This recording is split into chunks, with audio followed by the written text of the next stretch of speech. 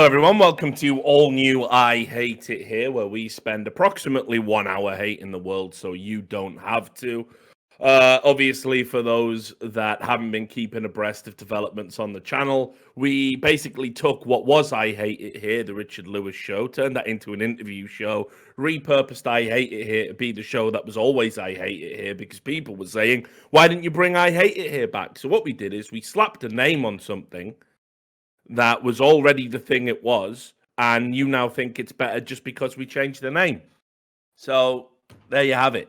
Morons everywhere. We tricked you, and we're going to make more money off it probably because of that. How are you doing, Sam? I feel like I don't talk to you anymore these days. Yeah, mate. We've talked a good bit the last few days, mate. Yeah, you have come out of the K-hole. That's true. That is true. You've got a new mic set up as well, so hopefully sounding a bit. Yeah, lads, this mic, 32 quid. 32 quid. I know it is quiet. I'm working on that. Hang on, let me give myself a little boost. Yeah, there you go. That sounds good. Boost. So, what have you been up to during? Because I'm still in fucking quarantine. Yeah, same, mate. I ain't left the house. I ain't doing fuck all, but. So, what have you been doing? Massively loud now. Oh, massively loud. You've deafened me. Right there. You boosted yourself. The chat bit boost. Right. Yeah, you did. Right. Yeah, that's good. Yeah. So, what have you been doing? What have you been doing? I've been getting into building shit for some reason. I've been doing a lot of DIY. I've been telling about that. I've been sanding my banister. Been buying woodworking tools. I bought a 3D printer, which I haven't built yet. What else have I been doing? Some gardening. I played some games. I played Machinarium. I don't know why I always say Machinarium like I'm fucking Scouser. But have you heard of that game? Point and click adventure. You're like a robot and it's just a point and click like puzzle game, but you're a robot in like a robot world. It's pretty good. So this is what you've been blowing me off for, is it? Like, yeah. Oh, Sam, no, this has been existing, man. Oh, right, okay.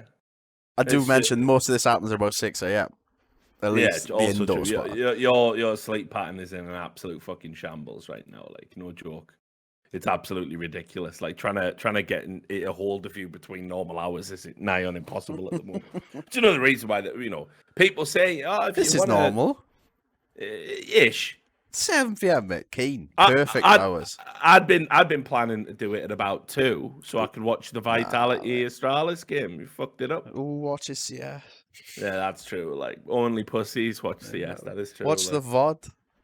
Yeah. Well, I'm not gonna have an option. I'm gonna have to fucking do that now. Or I could just wing it. Just pretend. It's online, mate. Means nothing. Yeah, true. Well, mate, Sprout are winning, so yeah, it's definitely true. Right, well, anyway, we're not talking about esports or any of that stuff. We're talking about why the world's a fucking awful mess. I have compiled a coronavirus special, which I'm going to drop at some point. That's going to be an epic one. I know, right? Like, it's everything, going right back to the inception to where we are now. All the ridiculous stories, the insane, demented timeline. But today, we're not doing that. Instead, we're going to catch up with something that I believe is perhaps even more important to the future of mankind. I think it's only important that we give everyone an update on what's been happening with the war between mankind and seagulls, because things are escalating, Sam. I don't know if you've been paying attention, but it's getting... Yeah, I've got alerts. Gull alerts. Well, like gull alerts, like Amber alerts. Yeah. Whenever anything happens, I get a message direct to my brain. I got one of those things Elon's making. It just feeds seagull news straight to the brain. Well, it's been out of control. I want to just give everyone an update. If you think things aren't escalating, I saw this video the other day, Sam. You can 3, 2, 1 this. This is a fella trying to get out of his house. And it's not even a pack of seagulls. It's like one specific seagull. It's just aggro as fuck. I've seen this guy, right? I'm paused on 1 second. Right. Hang on, right? We're going to use another scene. Let's see. Does it work? Oh, Ailamau. Right, we're in. Right. It's great aliens. Right, ready? Mm-hmm. 3, 2, 1, go.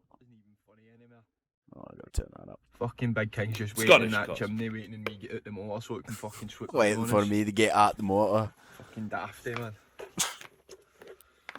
Gonna try and fucking film it. 2 seconds. Get a shot like that. Fucking wee dafty, man. Square going, square going.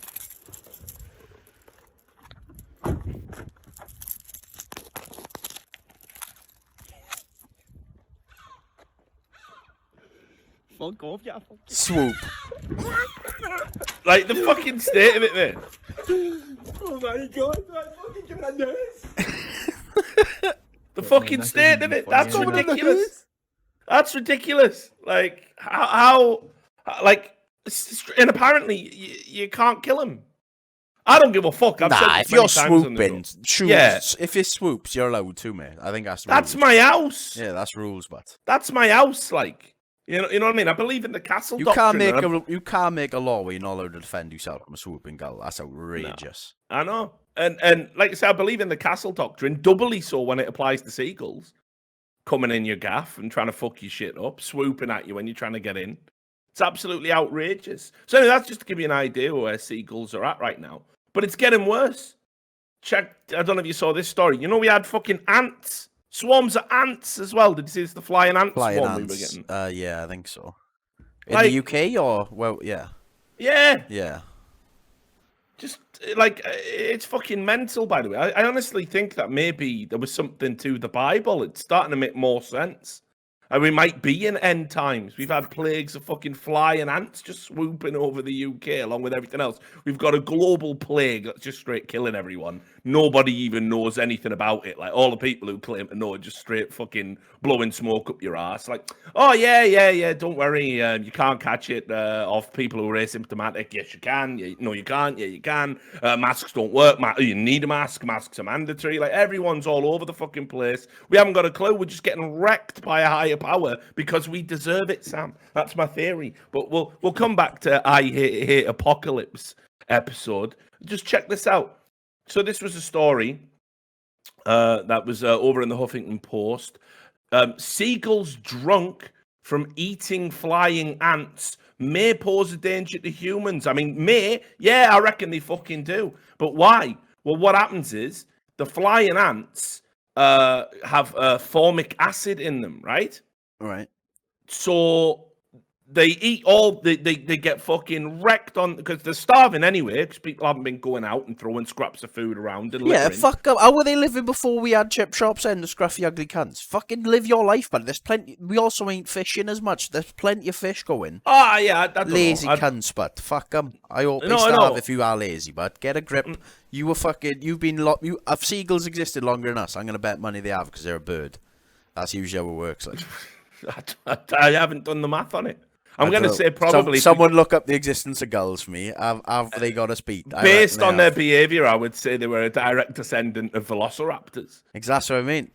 They Yeah, must. so- They're dino as fuck, like 100% quarter dinosaur minimum. So if they are fucking like, oh, I'm starving because there's no fucking sausages about, fuck off and die, Ian. It's time you fucking don't exist anymore. I ain't gonna feed you sausages every day. Like, you have to go out there and get fish. That's your job. You're a fish catcher, but so there's no fucking chip eating it. So you're gonna have to go get a fish now, or you're gonna starve and die out. That's the way Darwin told us it works. No. That is fair enough. I agree with that. Like, but you know, humans. Like, I've. It's funny. I've actually grown sympathetic towards pigeons. Because what I didn't. They're all right if they're not. They're all right if like they're shit in London because obviously they're just like confident as fuck. But if you go to somewhere where they're a bit fearful, they're sound. Yeah. Like, a wood pigeon's great. Seen a wood pigeon, mate? They look beautiful. Yeah. It's got really nice feathers, nice annoying colours. as fuck in the morning, though. They do, ooh, yeah. Like, coming into your fucking hangover space. Outrageous behaviour. But no, what I didn't realise was, those pigeons that you see, like, you know, with one eye and eating cigarette butts off the floor, miserable as fuck. They were domesticated at one point. And then we just gave up on them. We just said, "Fuck this." Were they? Or like racing pigeons? Or do you mean like? Yeah, well, that's what they're all descended from. So they were wild birds, and then we were like, "Oh, look at the lovely little pigeons," and we started feeding them. Popular to keep as pets, popular for racing purposes. We used to train them to do the fucking mail. Obviously, used them all through medieval times and that. So we had this like nice little sort of symbiotic relationship. And then we just said, "You know what, mate? You're fucking rats with wings. Fuck right off out of here." Yeah, we give them scraps, so they do get scraps. Yeah, but they're just like hopping around on two fucking legs in a town, like. You know what I mean? Like, just fucking, we're like, you're fucking scum, you are, like, absolute scum. I used to be a world champion one day. Yeah, I used to deliver your mail. Like, we just don't give a fuck, like. So I've grown to feel sympathetic for the pigeon. Not seagulls, mind. By the way. Fuck the gulls. Oh, 100% fuck the gulls. Someone says seagulls have existed for 30 million years. Millions of years on us. Yeah, that's like sharks or something. No, they've got the same brain as a shark. That's all you need to know. Imagine if sharks started dying out because we stopped dropping fish in the ocean for them. Like, oh, my belly. Like, oh, my belly. Well, fuck off. Well, to be fair, maybe we shouldn't talk about what we are dropping in the ocean. What are Probably should. What's well, going just everything in it. Shit, Oh, right, toxic yeah, waste. yeah. I mean, we are wrecking fish like at Oh, a yeah. rapid rate. So yeah, we just won't talk about Yeah, that. but it's fine with there's so much deep ocean that we haven't explored. There's no rubbish down there, mate. You can just get deeper, lads. You'll be fine. Just keep going deeper. Yeah, it's a shame about all the animals that can't live at the pressure down there, like, because they haven't been adapted to it. The ones that can will get bigger because the deeper you go, the bigger you grow. Because the Brilliant. bigger you are, the more efficient you are. So imagine the size of the fucking jellyfish and shit, mate. And now we have Cthulhu. Awesome. Yeah. Oh, he's already down there, I'm sure, mate. Just waiting. Mate, I've said it many times, like, it's a real hard toss up for me. But if I had to choose one, like at absolute gunpoint, right, and assuming I can't just take the bullet, which I definitely prefer. If they said to me, you have to go into space or you have to go down as deep as we can possibly go in the ocean in one of them submersibles, I'll take space. Well, because at least I know there's no life up there. You know? There are. Well, you don't, though. What part of space are you going to? Just the fucking International Space Station. Oh, yeah, that's easy as fuck. But I'd fuck? go under. I'd prefer to go under if there's a guarantee that I won't die. Like if it's like some sort of fucking, no guarantees in this world, Sam. Right, I was on for some sort of magical submarine, like that isn't going to get crushed by the pressure and or fucking eaten by a giant megalodon. This fucking fuck that, mate. I seen that movie as well, The Meg, with Jason Statham. It's shite, like. But... I assume so, like. They've just stopped making movies because of coronavirus. So I am literally just watching any old shite. The like, Meg. Next week, just watching the Smeg. Yeah, the Smeg. The giant megalithic penis. That's never been washed. Swimming through the ocean. Anyway, back to these ants, right? So the ants have fucking formic acid in them. And when the seagulls gobble down all these fucking ants, they just get wrecked. They get wrecked on the formic acid, so they start. I wonder if they're doing it on purpose. Are they like fucking dolphins who get high off puffer fish? Well, seagulls they do have a brain. I mean, you know, they're not like chickens or nothing. They know what they're doing. Like that's another reason why I can't stand them. They know they're being cunts. Yeah. You know, they know their behaviour is unreasonable. Even though they're not domesticated. Like, they do know it when they're doing it, mate. Of course, you know your behaviour is unreasonable. Yeah, they like do. a headmaster or something. Yeah. 100% they know what they're doing. They know it's fucking bad behaviour. Always the same faces in here, innit? Always the same faces I see in here. Always the same beaky faces. But anyway, yeah, so the formic acid is getting them wrecked. So then what this makes them do is they start getting wide, like, you know, they start trying to get wide with everyone. So they've been deliberately flying into windows, getting fucking Larry if they see someone in there, flying into moving cars. Larry. Yeah, and they're flying in so hard. Sometimes they're even flying in their own nets. Yeah, killing themselves outright. Wow. According to a report in the Daily Star that was a follow-up on this, it said, I have seen the crushed bodies of around half a dozen gulls on main roads around the city. What's going on? Normally they fly off before getting anywhere near a vehicle, but at the moment they're just getting mown down. So I mean, sad to something. It's just fucking, just take me, mate. Nah, I reckon it's like what I said. I reckon you know what it's like when you've had a few fucking sherbets and you think you can batter anyone. Well, they're trying to fight cars. Yeah, we've all been there. Like, we've all been there. We've all thought we can take on a car. Never me. Never you. Never me. I don't generally fight man-made machinery, but... I had a mate called Stod who two-footed himself through a windscreen. Yeah, but he still lost. Imagine how much force. Well, he was stuck in it for a bit. Like, he had to punch his way out while an alarm was going off. Yeah, exactly. So we went to decision, and the judges have chosen the car ride. Oh, yeah. I mean, you know, on points, like. It went the distance, like. Yeah. Championship rounds. So, just saying. He also screamed, "Are you a gladiator?" before he did it. As you know, singing the gladiator song, no joke. Like, yeah, 100%. Like, Why did he choose that car? Was he angry at someone, or was it just random selection of? Oh, aggression? mate, this is back in the day when we were like just straight living on benches, practically. Like it was fucking the homeless drug addicted days. So it was just entertainment purposes for him. Yeah, he just screamed, "Are you a gladiator?" Like it's too funny through this car windscreen, got stuck in, cut all his arms trying to get out. Like we've been drinking Thunderbirds all day. Man. Been drinking Thunderbirds. That stuff will make you think you can wreck a car. That's my point. You know. The ants are the equivalent of Thunderbirds to the fucking gulls, you know. So that's the last thing you need is fucking Larry pissed up gulls. Well, right? they're necking themselves, mate. So maybe we should just fucking booze them up. What? Just let them fly in the windows. Take its course, like. Yeah. If they're gonna die out because we haven't given them a sausage for fucking 3 months, then fuck them. Just start leaving Thunderbird about. One other theory is that you know, it could also be linked to all of the stuff that's been happening during the pandemic. Like they're becoming more for the birds, like more bold and aggressive in their behavior because they're having to take more risks to essentially survive. Sense. But it's like you say though. I don't understand. Go to the sea. Yeah. Why are you in the road, you mad cunt? You're a bird that eat like you love fish. So just go to the sea. Yeah. Do you want to know what's still happening during the pandemic? People are still fishing. So when you go and harass the fishermen, just free fish right there. I'll read you this comment from the RSPB. That's the Royal Society for the Protection of Birds. Tony Whitehead. I don't want to you. Oh, Whitehead. Tony Whitehead. And it's such a perfect name, isn't it? Oh, what a fucking nerd. Hello, this one's going to be. Tony Whitehead here. No, but it is pretty embarrassing. It really made me laugh. Go on then, Tony Pimple. Right. So here he says, right, why is there an increased appetite for the bugs? And he said, the gulls are mad for them. There has been a massive emergence of the ants over the last 3 days, and they are like little treats for the gulls. They are like M&Ms to them. God, you can see he's a wild cunt at parties. Like, you couldn't think of a more addictive substance than M&Ms. Tony Whitehead, ladies and gentlemen. Tony Whitehead's had a couple of M&Ms tonight. Watch out. Yeah, he's like, fucking hell, darling.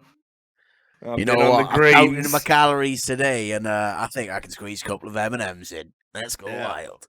Yeah, and I might be feeling a bit frisky later on. For some 5 minutes.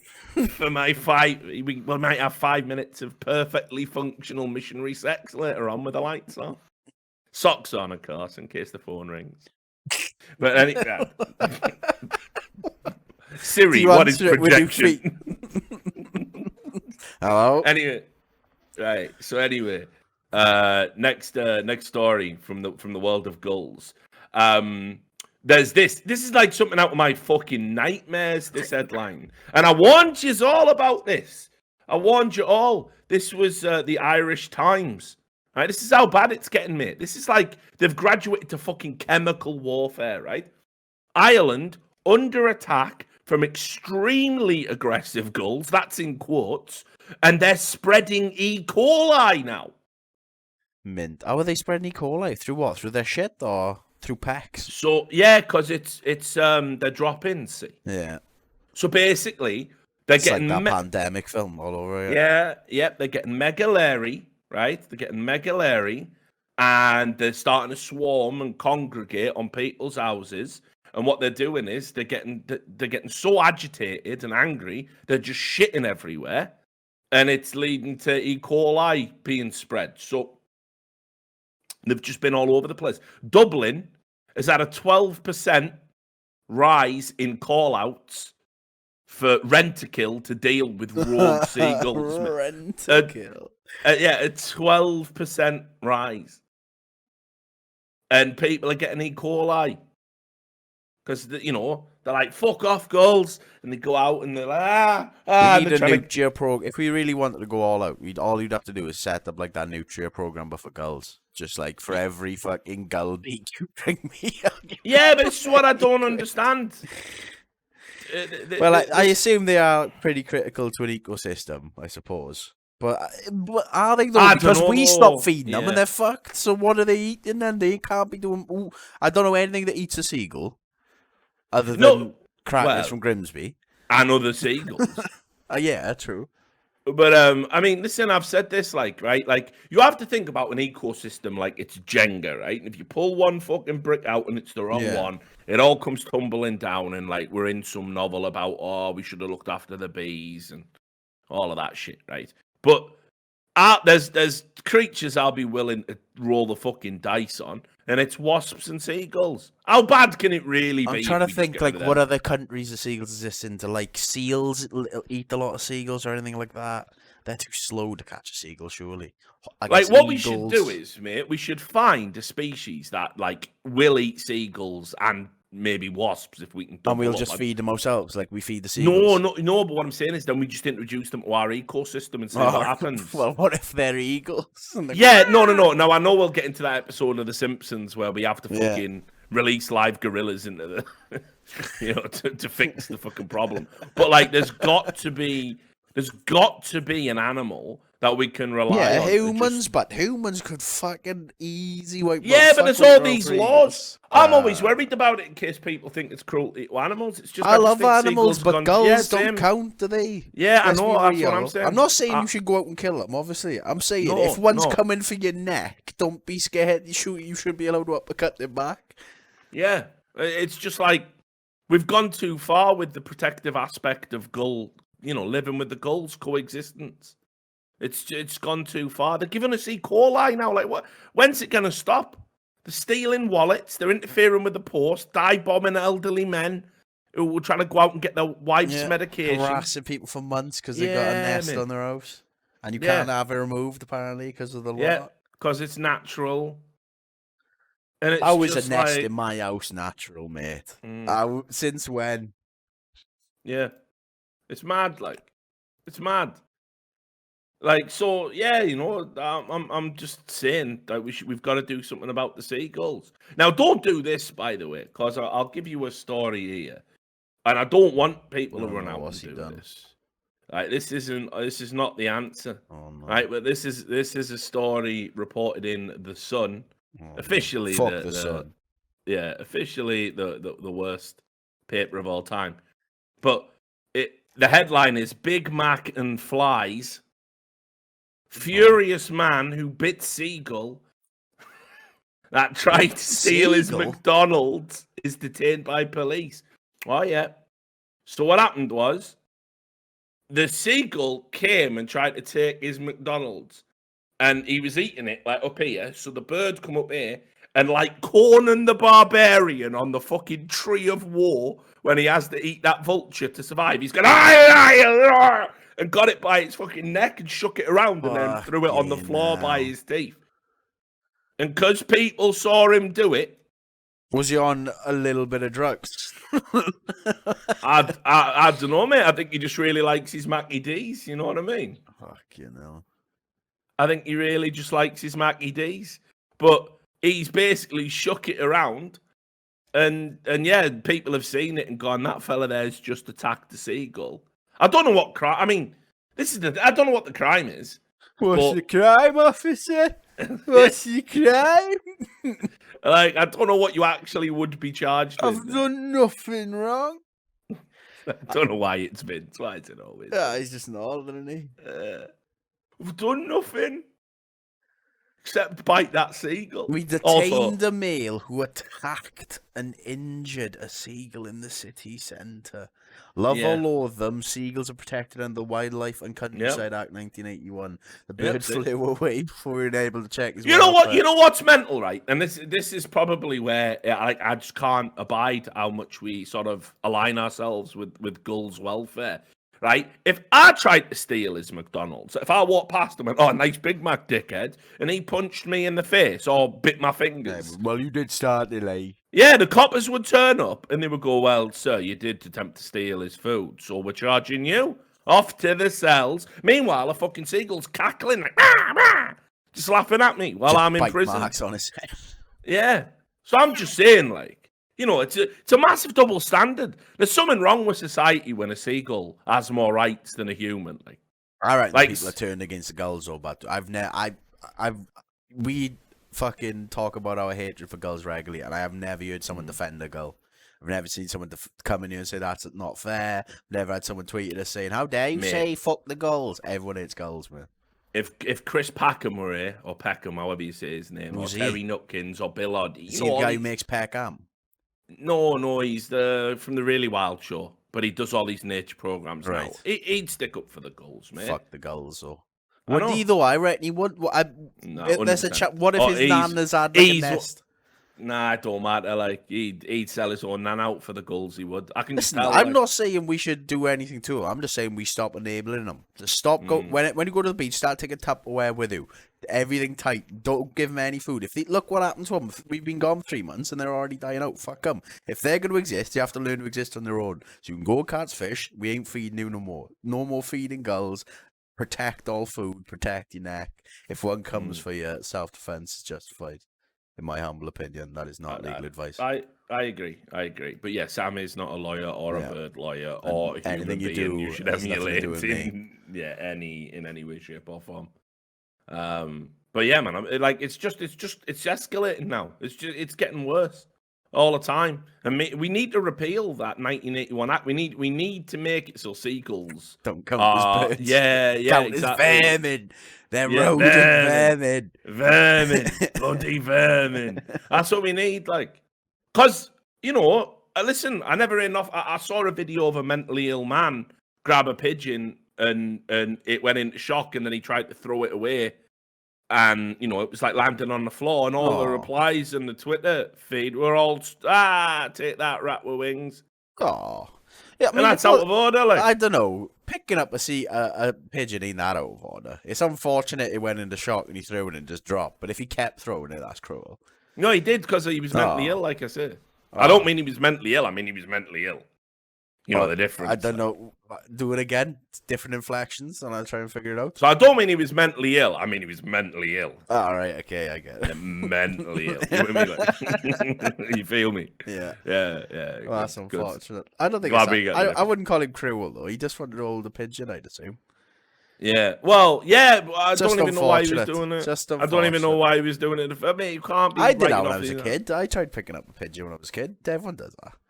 Surely you remember chasing after pigeons, one trying to get a grip on one. No, actually, yeah, I think I did.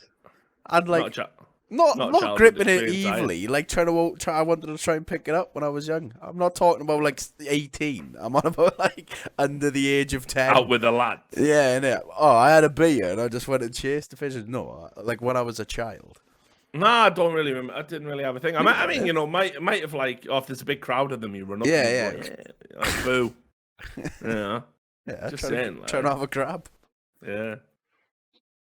But we'll wait and see. Like, we'll wait and see. I was a pigeon whisperer, mate. They used to land on me. I didn't even used to grab them. I think that's when they became too confident. They could just do what they want, mate. They just fucking land. They don't try and steal your shit.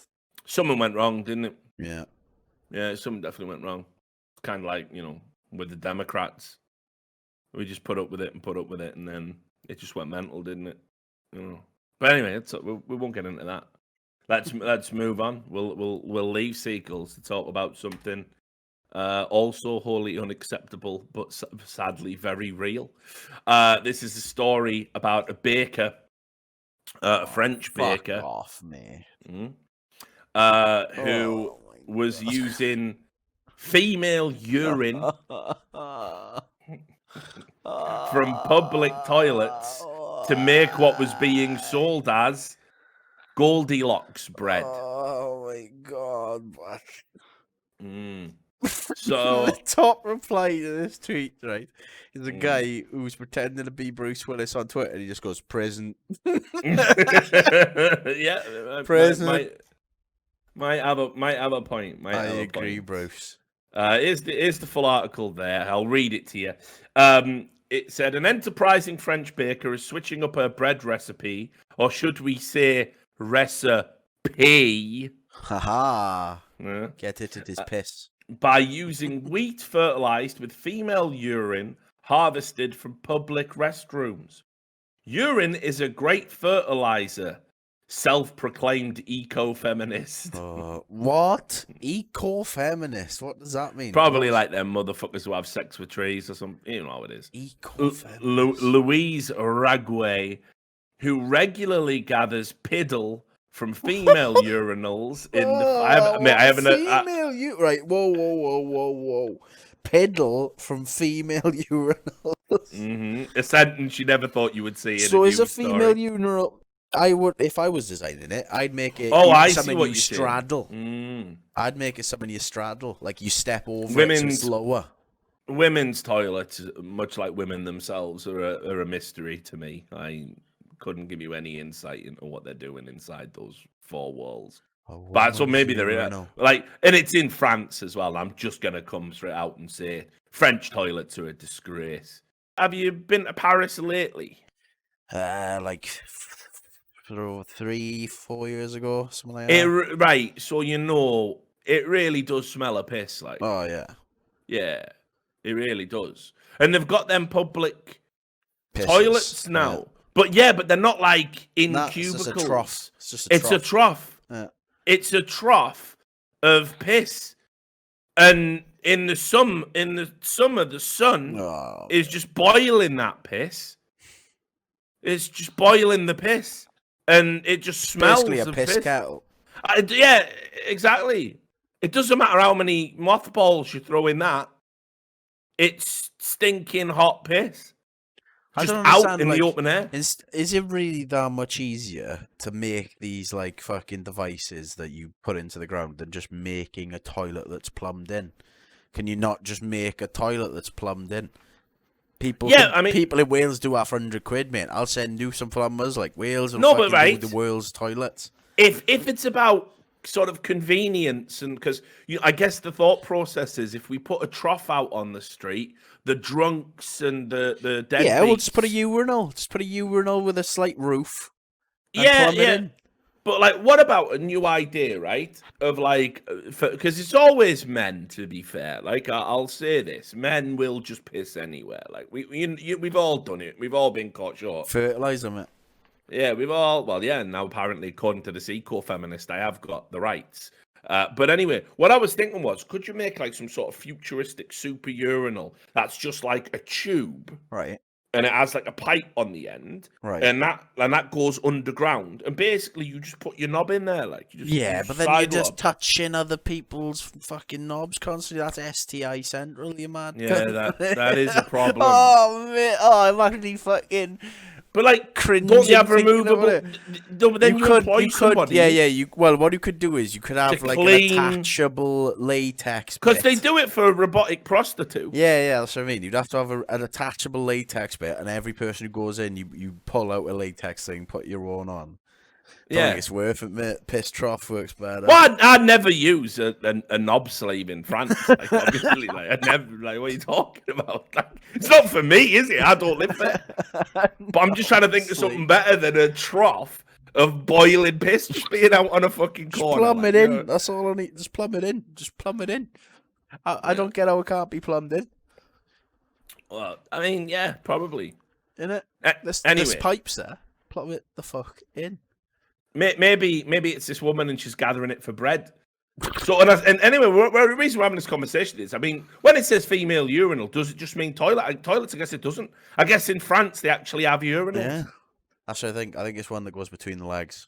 You like walk over it, piss down, walk away. Savages, absolute savages. It's a nightmare. Anyway, she's the brains behind Boucle or Dior, or Goldilocks bread. Ugh. Ragwe's goal is to break taboos over excrement, and then, as an afterthought, create a sustainable food cycle. Like, here's the thing: not all taboos need to be broken. Like, yeah. So I think it's good that we have instead of yeast. I don't get what's happening here. What's the piss doing? What is the piss doing? What is the piss doing? Well, right, hang on. I can explain that. Well, she explains it, so it is just the demented ramblings of someone who's clearly unwell and should be in prison, probably. Right, urine is a neglected liquid, usually dismissed as a waste. Right. She adds that urine harbors nitrogen, potassium, and many of the other nutrients that plants extract from the soil. As such, it should be treated like a gold mine, she said. What are you lying for, though? Oh, you've had a robot. I just went, why are you lying for, though? Yeah. Nitrogen is literally fucking everywhere. Like, I don't need nitrogen, do I? That's Right. gold, pure gold. That's in the air, everywhere, around us, easily harvestable. It's unknown how urine affects the taste of the bread. That again, I feel like this article is missing the point. It's not how the bread tastes; it's the fact there's piss in it. It wouldn't matter if it tasted lovely bread, but it's made with not even just an individual's piss.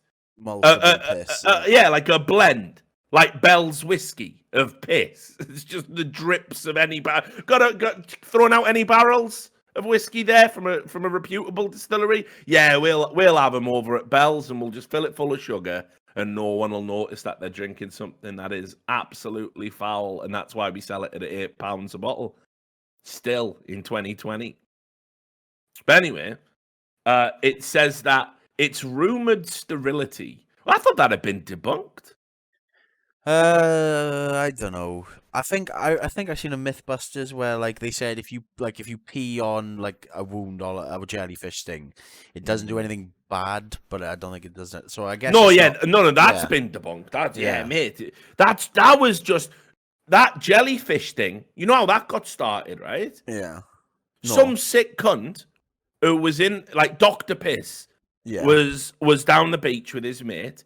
And his mate stood on a jellyfish, and he's gone, "Oh, mate, I read that if you piss on a jellyfish sting, the amino acids and the ammonia neutralize it." And he's gone, "Are you sure?" Yeah, mate. Let me piss on your feet. Are you sure you're a real doctor? Yeah, piss. Yeah, mate. I've got a white coat and everything, and he's just done it and slashed all over his feet, getting his jollies. And then that bloke's gone back home and gone, "You never guess what happened to me. I stood in a jellyfish. Fortunately for me, Dr. Piss was there and he pissed on my feet. Filmed it like, and then went and had a wang," which I thought was a bit weird. But I will say that the placebo effect kicked in, and it barely stung at all afterwards. Yeah. And then what happened was basically that rumor started spreading, and all the other sick cunts, you know, the furries and that, and the piss fetishists, they've all said, "Oh, nice one. Now we've got a license." Yeah, and then they all start going down the beaches, hanging around, waiting for people to go, help, I've stood on a jellyfish." "No, don't worry, sir, I have a bladder full of piss." And they run over and like the fucking Superman or something. Big P on the fucking t-shirt.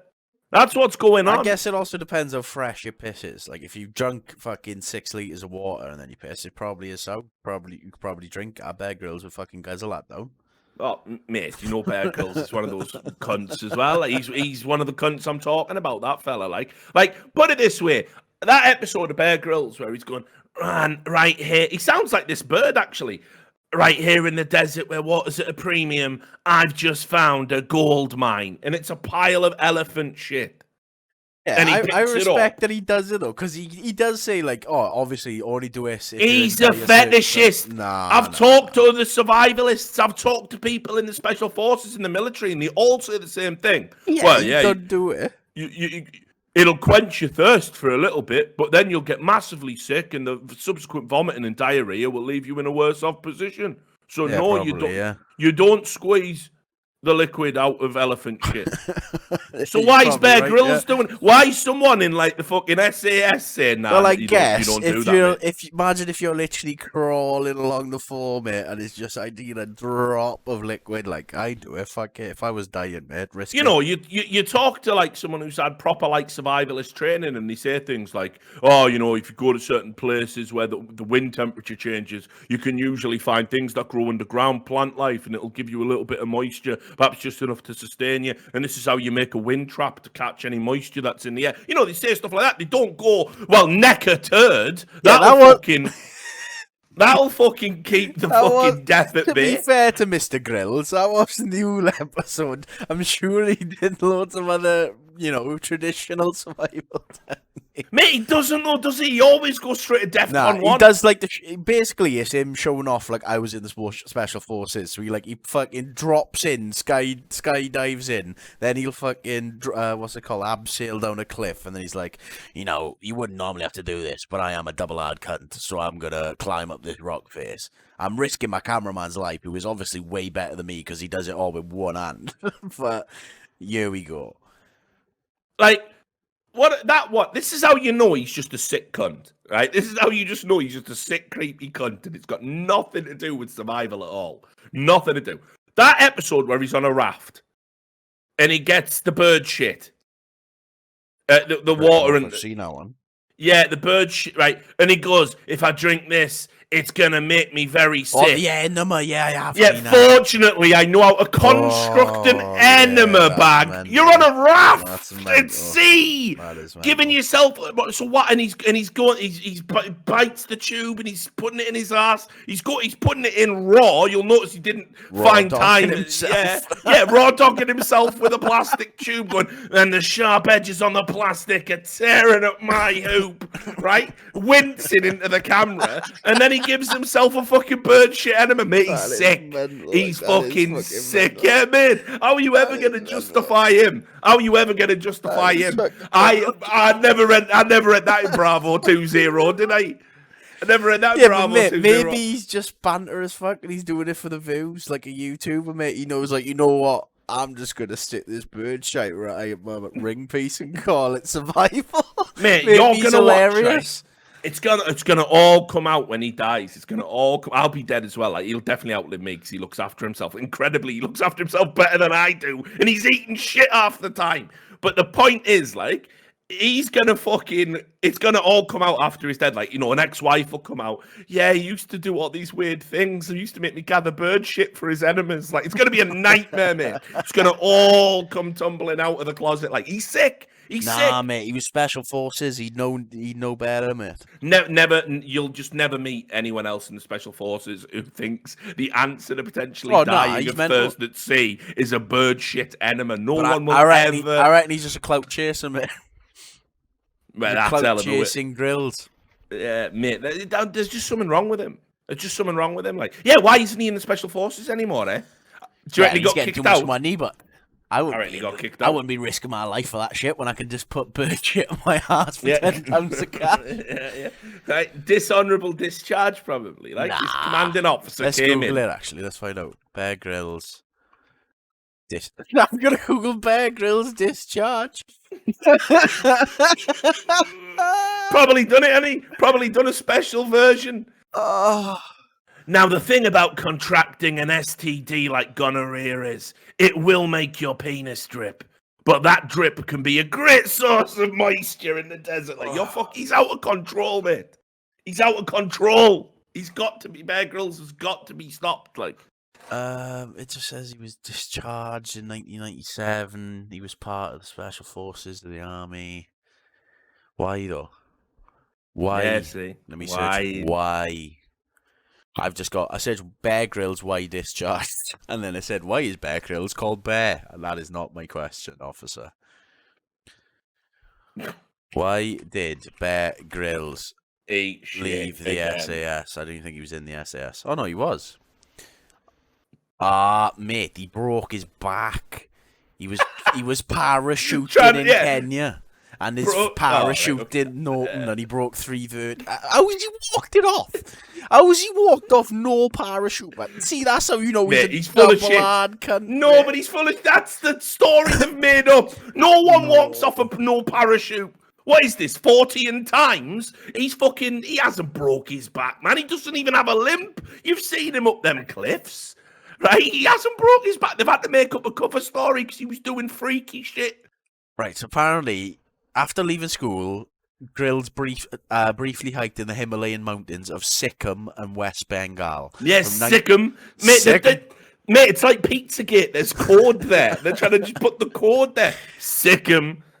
From 1994 to 1997, he served in the British Army Reserves with 21 SAS as a trooper trained in unarmed combat, desert and winter warfare, survival, climbing, parachuting and explosives.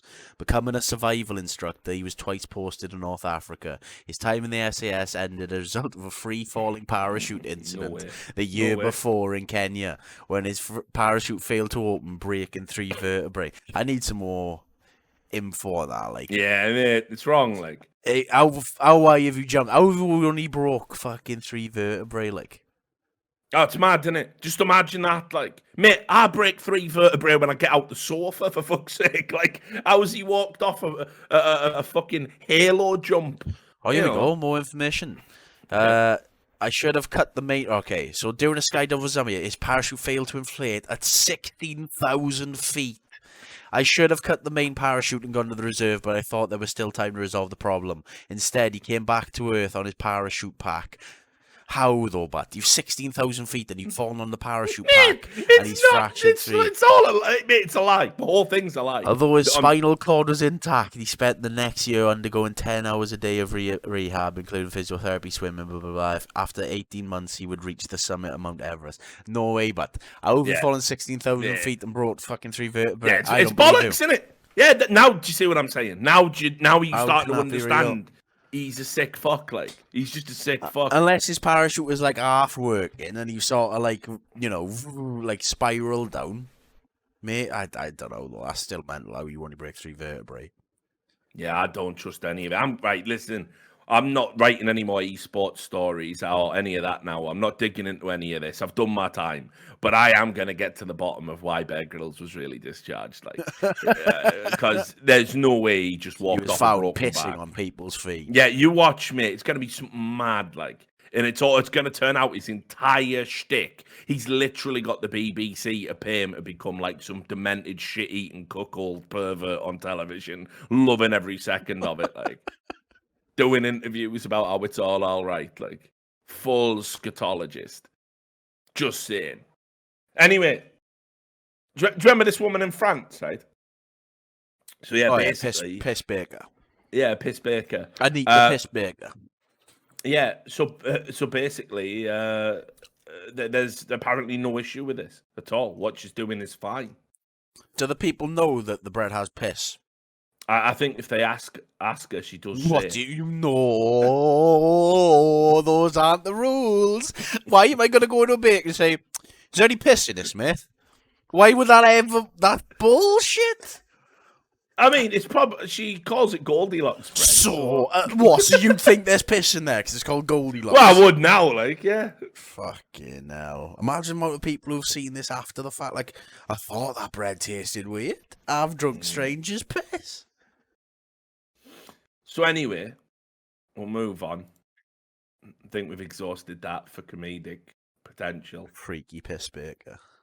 What else have we got? Oh, well, there you go. Since it kind of came up when we were talking about knob sleeves, right? One of the most ridiculous things I've ever seen, I think. Like, in a time of coronavirus around the world where everyone's, like, you know, coming up with ideas about how we can limit the spread of the virus, the CDC put out a statement basically saying instead of having regular normal sex, why not use glory holes? Legit. This is real. I thought it was a fucking... I thought it was a parody when I first saw it. So anyway, yeah. The BC Centre for Disease Control added new recommendations for socially distant sex to its COVID-19 website this week. One of those tips was to try using a glory hole. And then, listen to this. They describe what a glory hole is. A hole cut into a wall that's only large enough for a penis to slip through. It literally says, like, use barriers like walls, e.g. glory hole. Do you not mean knob sleeves? Government advice. Yeah. Use glory holes. Yeah. Like straight up, mate. Like it's mad, isn't it? Why not use a wall while you're having sex? Yeah, fuck it. That's gonna keep the Rona at bay. Like, is this just for random, like, casual encounters, or is this for relationships as well? Like, sure, if you're already living in the same house, have I still got to fuck me on the wall? yeah, I mean, yeah, maybe they're in. You know the rules. Drill one. You saw what the CDC said. Get one. You got made. to drill one. You got That's to drill another one. DIY project, like. Yeah, there you go, mate. You can do it after you've sanded that banister. Get my glory hole, man. I better use a high grit on that, mate. Don't want to get a splinter. But look, right, it makes all these other reasonable suggestions. It says, you know, like you could wear a mask during sex. I mean, that's some of us do that already. some of us have to refrain from kissing. Right, use a condom and wash your body, before Listen, and after. Which from what we know about this also disease, if one of you's got something you should be doing. COVID and you're fucking, it's already over. Like, why? There's no point taking precautions at that point. Like, as soon as you enter the house, it's pretty much over. If one of you's got COVID, like, there's no point. Well, You're going too far. I agree. You are just gonna have to tank that fucking. You're either getting it or you ain't. Like, you can, even if you're behind a glory hole, you're probably still spreading it in the room from fucking huffing. Yeah, true. Yeah, and that's the other thing. Heavy breathing. Yeah. A lot of effort. It's too late. If you're in that position, it's too late. Yeah. You've risked life now. Why ruin it for yourself? Just, you're all in. If you're walking on ice, you might as well dance. Yeah. And then it also added, I'll read you the full sentence, because it goes, be creative with sexual positions, right? And try physical barriers like walls that allow sexual contact while preventing close face-to-face contact. It also recommends, if you're feeling sick, maybe don't have sex. Yeah. Right? Cheers, Joe. So, yeah, nice one, CDC. You've nailed it. Also, as well, can you imagine, this needs to be said, masturbating by yourself will not spread COVID-19. Yeah. What do you mean? Does Who anyone needed that? Yeah, does anyone think it would? Does anyone think it would? Like that's like, if you keep doing that, you'll get hairy palms. You keep doing that, you'll spread the COVID. Like, fucking hell, who am I spreading it to? Like, me and my knob are like two separate people. Like, you haven't got Rona, have you? Shut up. Shut up and let's get this over with. I've got a mask on, fuck off. It's ridiculous. But yeah, that's the state of what's been going on. Again, I should probably save that for the coronavirus. I'll just bring it up again. We'll just repeat the material. Fuck them. We'll just do it again. Fuck them. People will say in the chat. Yeah, exactly. People will say in the chat, well, haven't you done this bit before? But yeah, probably, yeah. Can't keep up with it, kind of. It's like going to stand-up, mate. The same bit is different each time. Who knows? We might talk about a different kind of glory hole next time. Yeah, exactly. A different setting for the glory hole as well. Right, so that's what's going on. That's what the government's preoccupied with. What else shall I segue into from that? I haven't done this in a while, so I have got some other stuff. Here we go. Report on Fox News. There is a guy who. Right, I don't sign off on this one. As in, I don't think I don't know. I don't know what side to take. Well, I do, but you know what I mean. Oh, it's all right anyway. Then we'll leave that one. We'll leave it. Yeah, We'll leave it. Yeah, we'll leave it. Leave it. Right, fine. Yeah, no, fine. Nah, you win. Nah. Yeah, you win that one. Yeah. You don't really care about El Loco Commando? No. Yeah, okay, no problem. No. Right, well, there you go. Let's talk about a marketing fail, a big one. Do you remember the internet back in it? This actually does segue from glory holes, kind of, in a way. Do you remember the internet back in the day? All the shock sites that we used to have? Of course, yeah. Meat Spin. Yeah, everyone loves classic. Meat Spin, Goatsy, 2 Girls, 1 Cup. Yeah. One of the other mad ones. I don't really know. Well, one that we're going to definitely talk about. Yeah. Lemon Party, of course. I mean, I didn't even consider that shocking. I thought that was a lovely dance. A lovely tale of people finding love. You know, no matter what age, there's always room for some sort of demented daisy chain. Good on him. But anyway, one of the sites that I'm sure we all stumbled across back when the internet was this, it was fun, it was interesting, it was weird, it was wacky, it was horrifying. Nobody really knew what was going on instead of this sanitized, controlled, big tech nightmare that we, coexist in now. Was Blue Waffle. Yeah. And for those that aren't aware, Blue Waffle, you'd get sent it as an email, you would, Sam. It would be there in your inbox. Want to see the Blue Waffle? And you'd be like, well, I'd get forwarded 500 emails, like your boomer family members still do to this day. But back in the day, if you got an email forward for funny jokes, we used to send that shit to each other all the time, even as like kids. Even as like 18. 1920, like, it's forwarding a funny email. Here's, we didn't even call them memes. We didn't know what they were, but it was still a mimetic exchange of ideas and information for comedic effect, but we just didn't call them memes. But anyway, Blue Waffle, you get it sent in your inbox. It'd be like bluewaffle.jpg, and you would click on it, and it would be a grotesque picture of a woman who has unfortunately been ravaged in the vaginal area with what looks to be a very unfortunate, horrible STD with a blue coloration. And you would go, it would take you it was so gross, it would take you a few minutes to figure out what it was. And gotcha with the Blue Waffle. Now forward it to 10 of your friends. And that would be like the whole bit, right? Now, obviously, people like me and all the other boomers, we all remember that stuff, right? We all remember that because those were the days, right? Like that was when the internet was good. But it seems that some people have forgotten. Because I saw this marketing here, right? This was Kellogg's in Australia.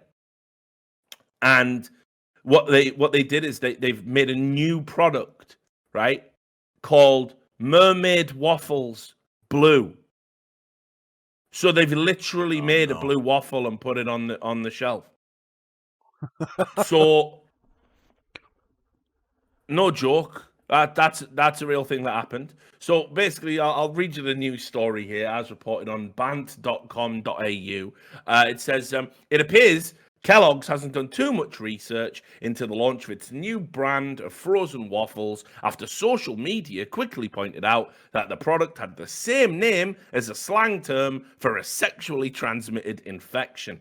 Kellogg's had just unveiled the waffle range in US and UK markets that included a pink version called Unicorn Cotton Candy Waffles and Mermaid Blue Waffles. All harmless enough, it would appear. Not so, internet wags said. And this is where it goes off the rails a bit. They've revealed that waffle is actually slang for vagina. I never got that aspect of it. I always thought it was just a throwaway.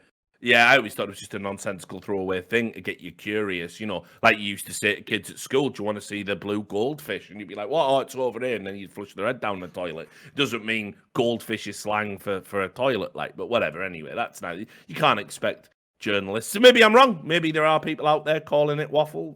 Who knows? Anyway, according to the venerable Medical News Today, a blue waffle is a fictional sexually transmitted disease that is said only to affect females. Waffle is a slang term for vagina, and blue refers to one of the imaginary symptoms of this fake condition. It adds, however, this sexually transmitted disease is nothing more than a rumor that started on the internet, and there is no medical evidence it exists. Blue waffle disease does not exist. It is fake. It originated from online rumors and pictures showing a woman's vulva that appears blue and displays scabs. said fucking lovely. Said the lovely Medical News Today. Thank you for that. So yeah, bit of a nightmare branding problem there. We've talked a lot about organizations having some unfortunate branding that they could do stuff about. But I don't understand, how does this get through? How many stages has it gone through before it's on the shelf? But that just shows you, doesn't it? The Zooms are fucking everywhere now. They're always bloody complaining about, we can't get a job and we can't get any wealth and we can't buy a house. You boomers ruined everything. By the way, everyone who's not in my immediate friend circle is a boomer. If you're 25, you're a boomer. And they've all got marketing jobs. And they're making products like blue waffles. and trying to sell them and wondering why everyone's That's why vomiting you're in shit. the waffle aisle. Yeah, fuck the Zoomers. Fuck them. Zooms. I know, man. All morning. Look at all the student debt I've got. We've all got that, mate. Zoomers. Anyway, so blue waffle, unfortunate branding there. Speaking of other unfortunate things, this is maybe too near the edge for the show, but again, delete the VOD, memory hole the episode, pretend it never happened. How much do you think a typo can cost you, Sam? And how bad can a typo really be? I'd say cost you a sponsorship. I don't know. Yeah, I don't know though. That would be pretty hard. What would you have to fuck up a typo on? Well, let's have a look at what the Charlotte Observer's got to say.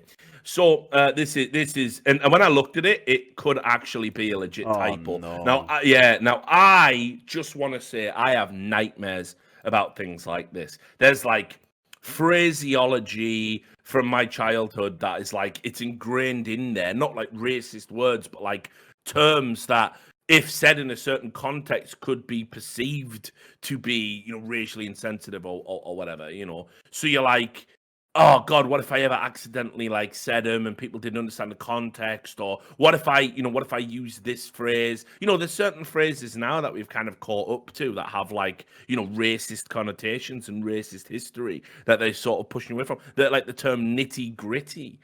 If you look into what the nitty, when people say let's get down to the nitty gritty, they mean let's get right down to the essence of what we're talking about. But then you go and look what the nitty gritty was, and the nitty gritty was the dust from accumulation of human remains and skin on the floor of slave ships. That's what they used to call it. Genau. Yeah. And we just walk around and say that every day in a plaza. Well, let's get down to the nitty. And you go, oh, God, no, that's not actually. That's the etymology of that particular phrase. So there's loads of phrases that I like massively worry about. And equally as well, I always worry. So it is another like recurring nightmare of mine. Because obvious, I've said this many times, Sam, when it comes to porn,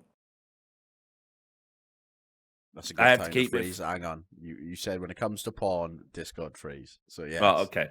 So when it comes to porn, I have to have a think about I have to keep changing it up. I gotta keep it fresh. Right? So I'm always having a type like, oh, this thing, that thing. Will this scratch the itch? Who knows?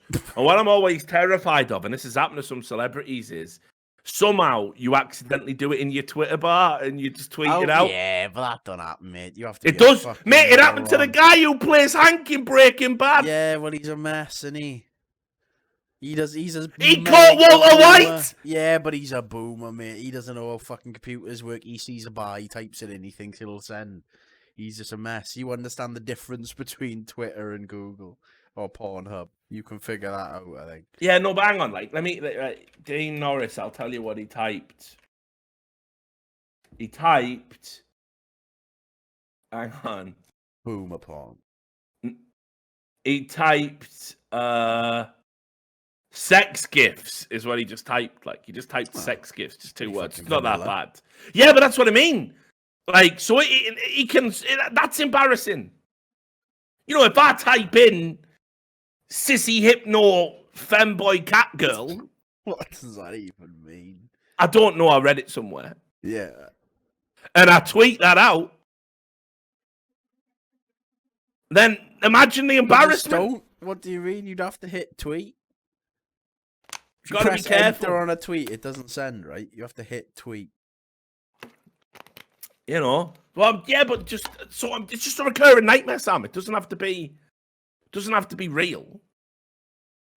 Doesn't have to be real. But anyway, so yeah, I have nightmares about that stuff. So I am mad paranoid that what if I say the wrong thing or use a phrase in a context that's completely instead, because the cancel culture shit is so fucking fierce. You ain't coming back from it. If you really fuck up bad, it's just over for you. And this guy, he's lived my nightmare. Because I looked at it, I've even done the math on the keyboard. It's fully legit. How easy this is.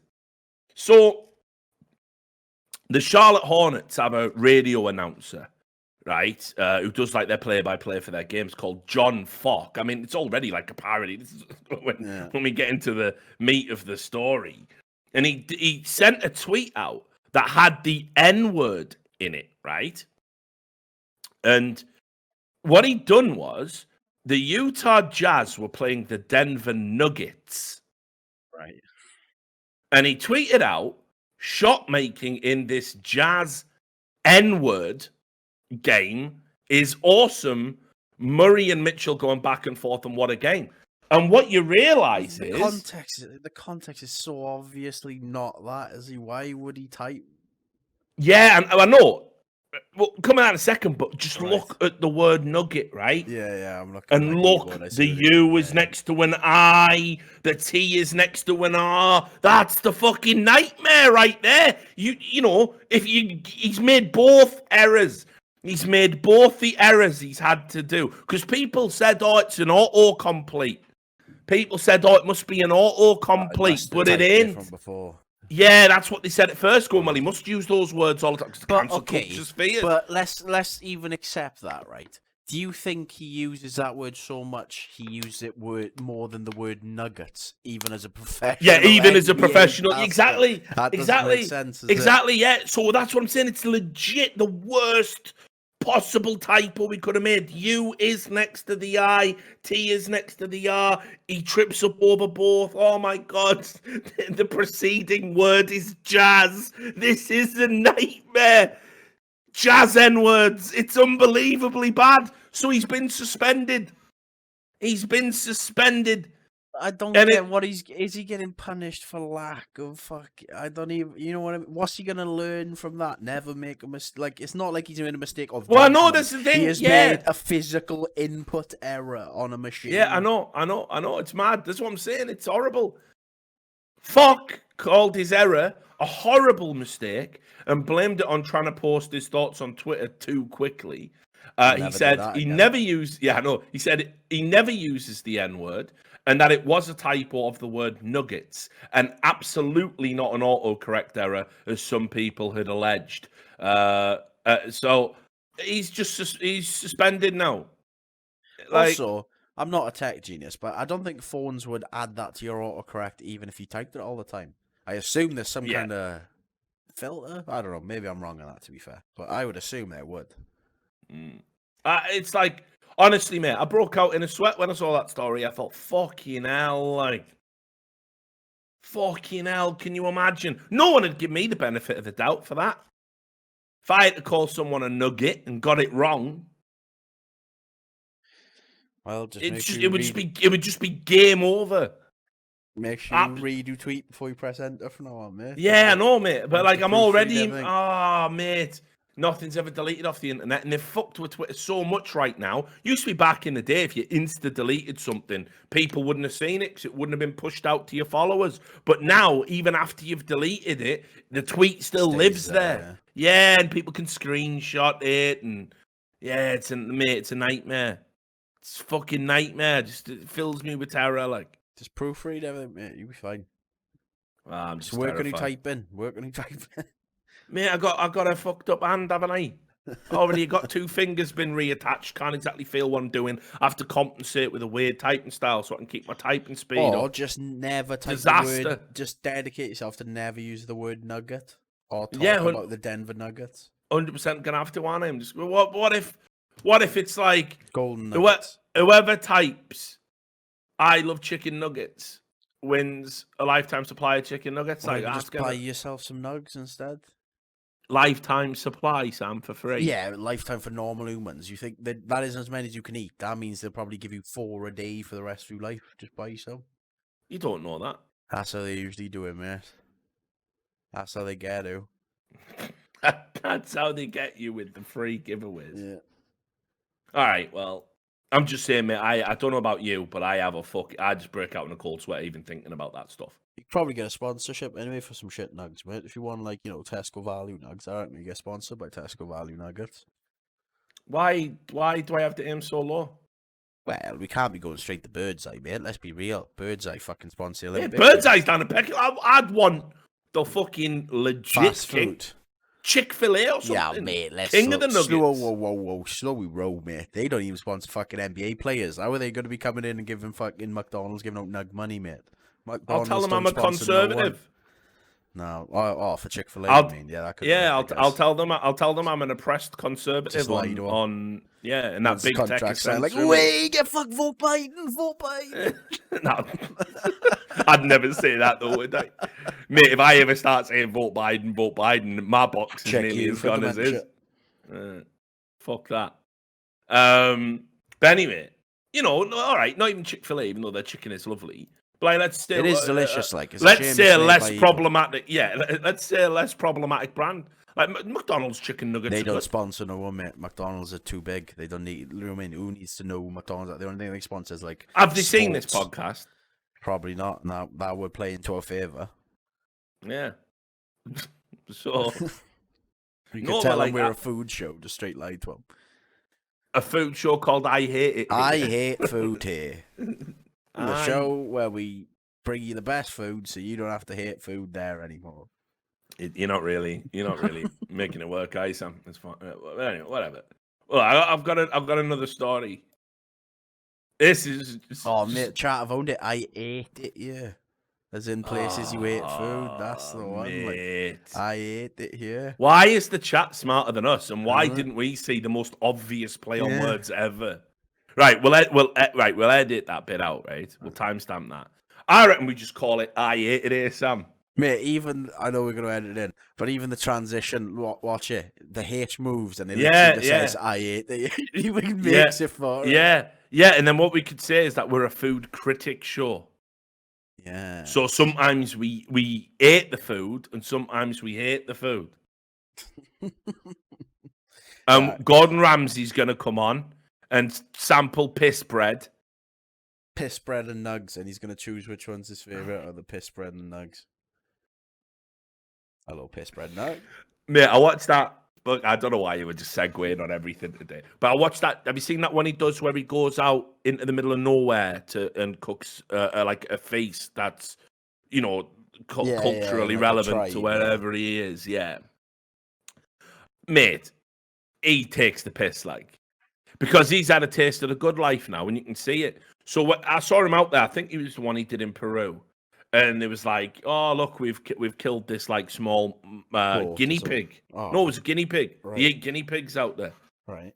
It's a great source of protein. Is it in like Peru or the wild? Yeah, that's what I'm saying. It's Peru. It is. Yeah, Peru. Okay. Down the road from the stem cell clinic we're gonna go to. Yeah. So anyway, they cooked him a guinea pig, right? And keep in mind, there was like this family that lived like in literally huts up on a fucking mountainside, just getting battered with winds and like the elements and that. And they saved the best guinea pig for Gordon Ramsay. It was a great honor he was going and visiting them, right? And they got out the big fattest guinea, the guineast of pigs, right? And they cooked it up for him. Anyway, and he was good.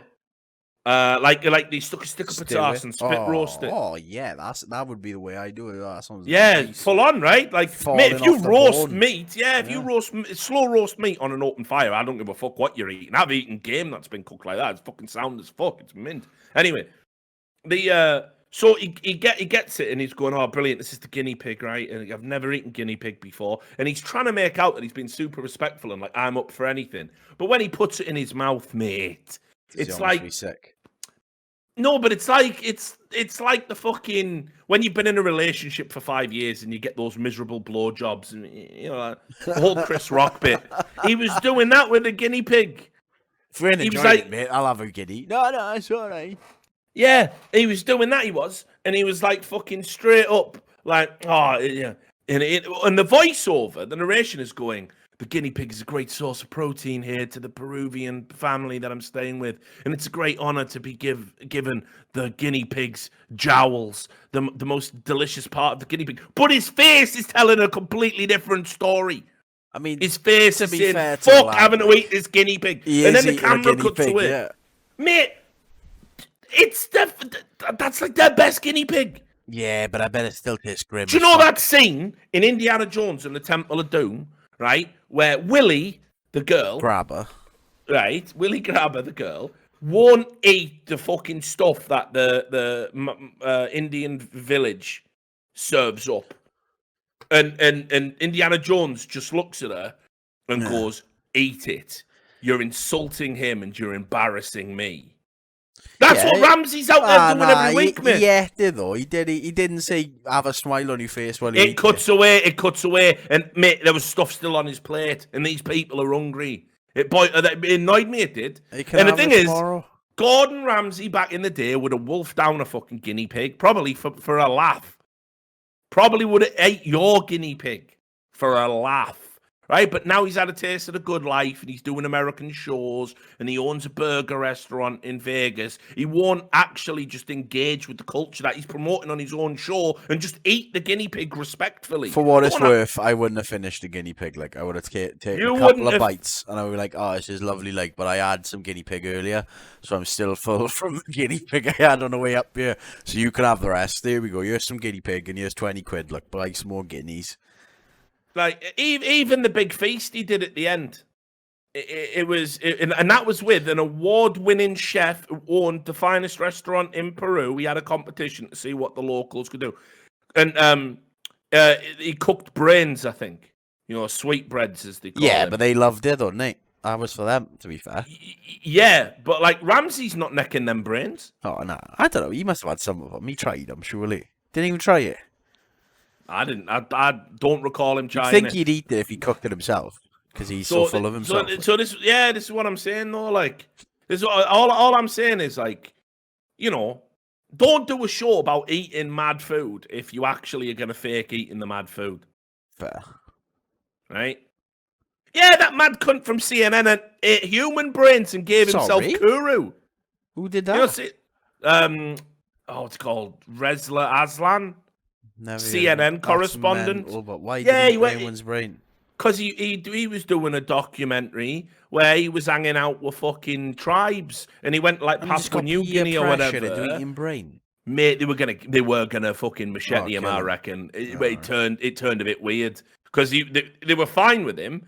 And then he like brought up like, oh yeah, but you know, have you ever thought that maybe the reason you're all dying of Kuru is because eating human brains it causes Kuru? He said something mad like that, and they got mega pissed off with him and basically said like, yeah, if you don't eat the brains, we're gonna kill you. So he had a bite of the brains, and like, so he literally performed.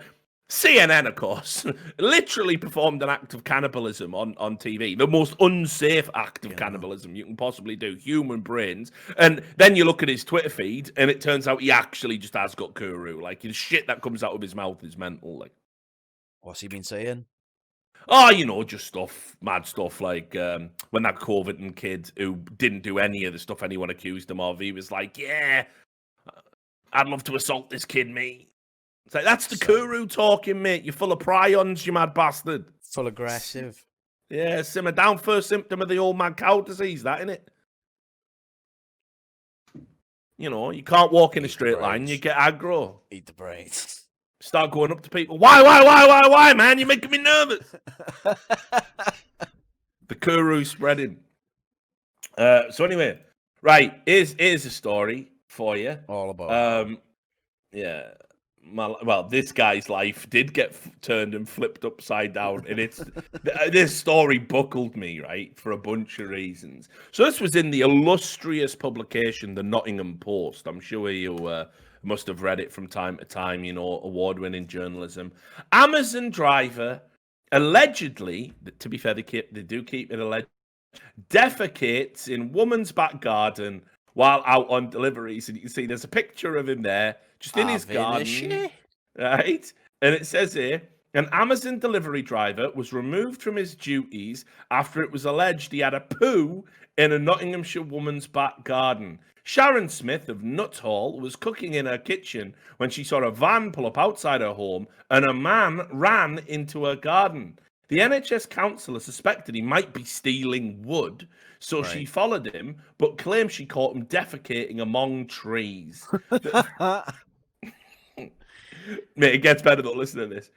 The 53-year-old woman confronted the man and asked him to leave before calling police. She said the man turned out to be an Amazon driver who went on to deliver a parcel to one of her neighbors. It was claimed the driver did not realize that the grounds were part of her private garden. Right? Just listen to this line. I cannot express how shocked I was. I could not believe what I was seeing in this day and age. When he pulled up and ran to the garden, I thought he was a builder stealing wood or something, so I chased after him. When I saw him, I asked him what the heck he was doing, and he just remained pooing. He just remained pooing while asking me what my problem was. What's the problem? What's the problem? The cheek of it. The cheeks. Yeah, the cheeks of it. Can you like fair play to this guy? Like he's getting cussed out by a woman while he's having a crap in the woods, and he's straight mad dogging her while still shitting. Like he hasn't even broke. What's the problem? Mate, we got a problem. He hasn't even stopped straining for a second. Like, you got a fucking problem, you mad bitch. Straight, still bending one out, mate. Fuck off! Get out here, fucking scumbag! Hands on his fucking quads. Like, just looking at it. What? Yeah, bro, having a shit in her garden and asking her what the problem is. Fuck off! Clear away from it. Fucking stop terrorizing my dogs. What an absolute machine! Like, oh mate, just having a shit, staring her out. Anyway, it goes on. He messed with the wrong woman. I'm a blue belt in Taekwondo. What level is that? It's not like the second or third tier. It goes white. No. Yeah, No. That's the American flag you're thinking of, mate. Red, white, and blue. Yeah, it doesn't go like white, yellow, orange, then a red, then a blue, then a purple. I don't know. I think brown, blue's then low. a black. I think blue's pretty low. Like I thought it's something like that. But anyway, it's like the first 4 or 5, I'd say. I'm a blue belt in Taekwondo, and the anger and rage he saw was enough to put the fear of God in him. That's why he was mad dogging you while having a shit in your garden. I made it clear I was calling the police, and if he moved, he'd regret it. He emerged from the bush quite aggressive. But I was angrier than him, so kept him there till my husband and the police arrived. He then actually delivered a parcel. In a court, mate. Cornered having a shit by 2 people like a rat in a cage, mate. Just a rat in a cage.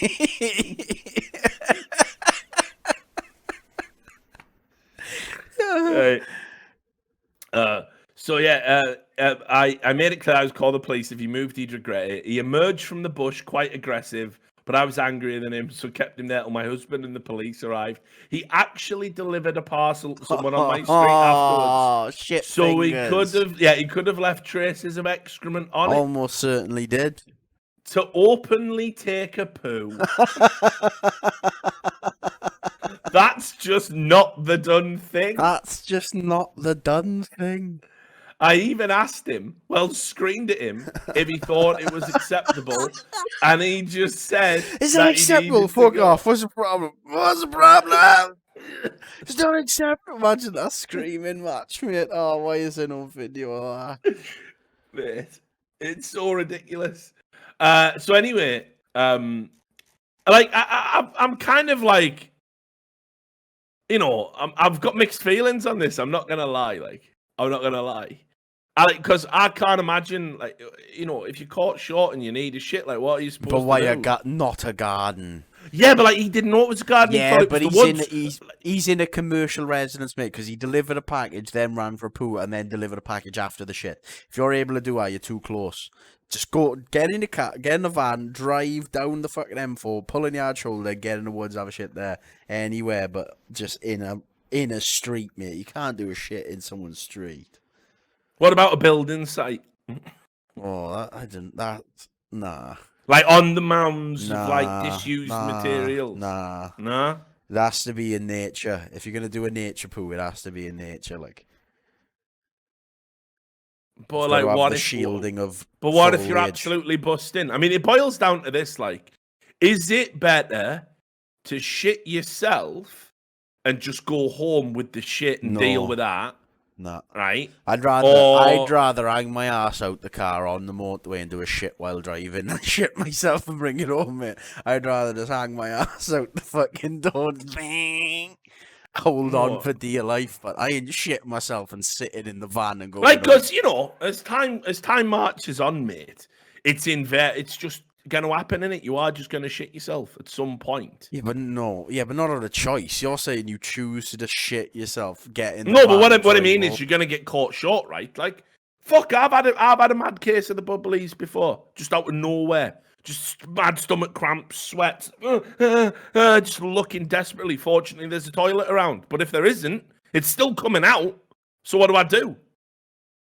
Not shit in the street. You know, there's got to be somewhere better, like that you can get to. But this is what I'm talking about. It's not. This isn't an easy problem. It is like. It's not like.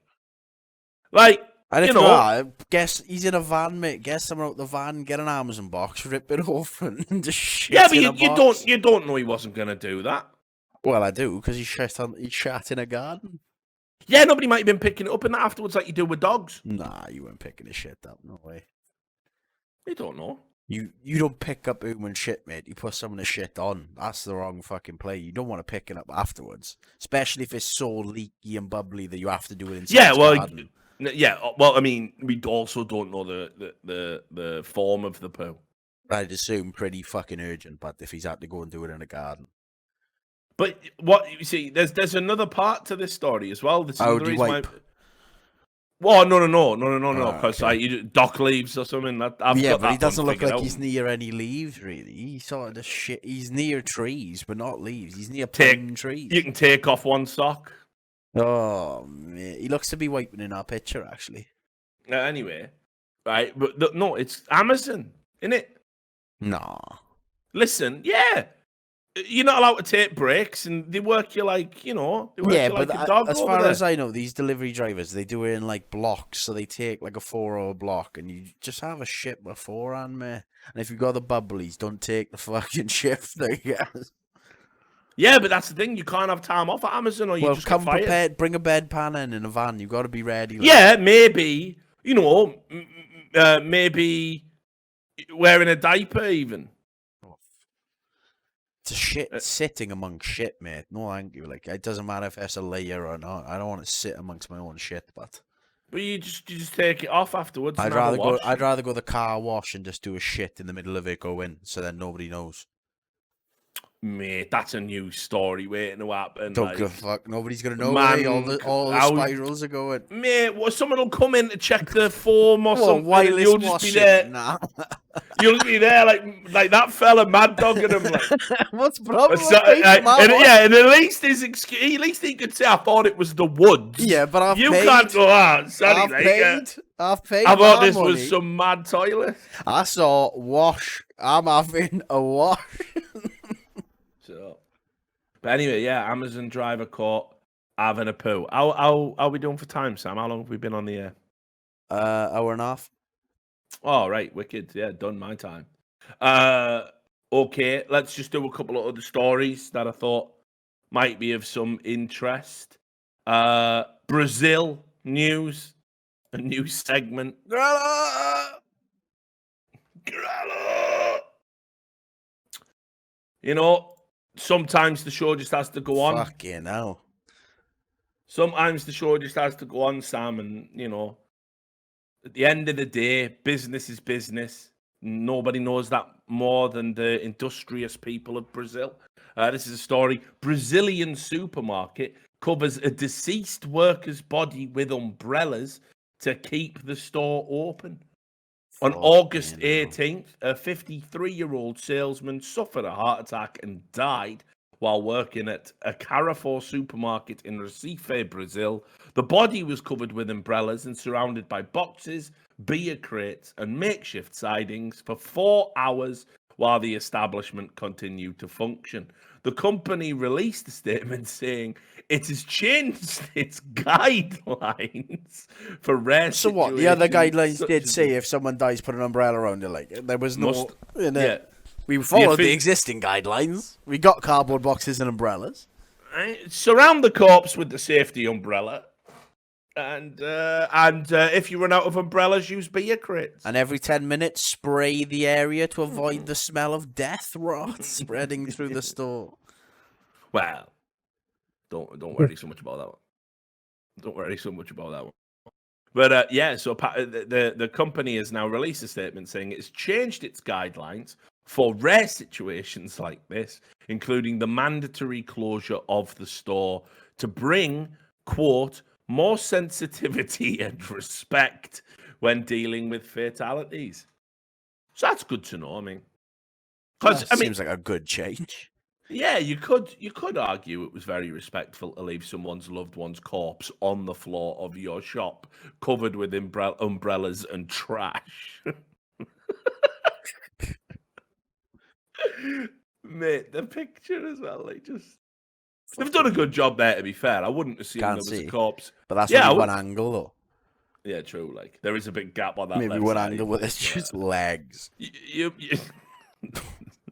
like, fingers as well, because it was an heart attack. He's probably gone out with the fucking death grip. Some mad face as well.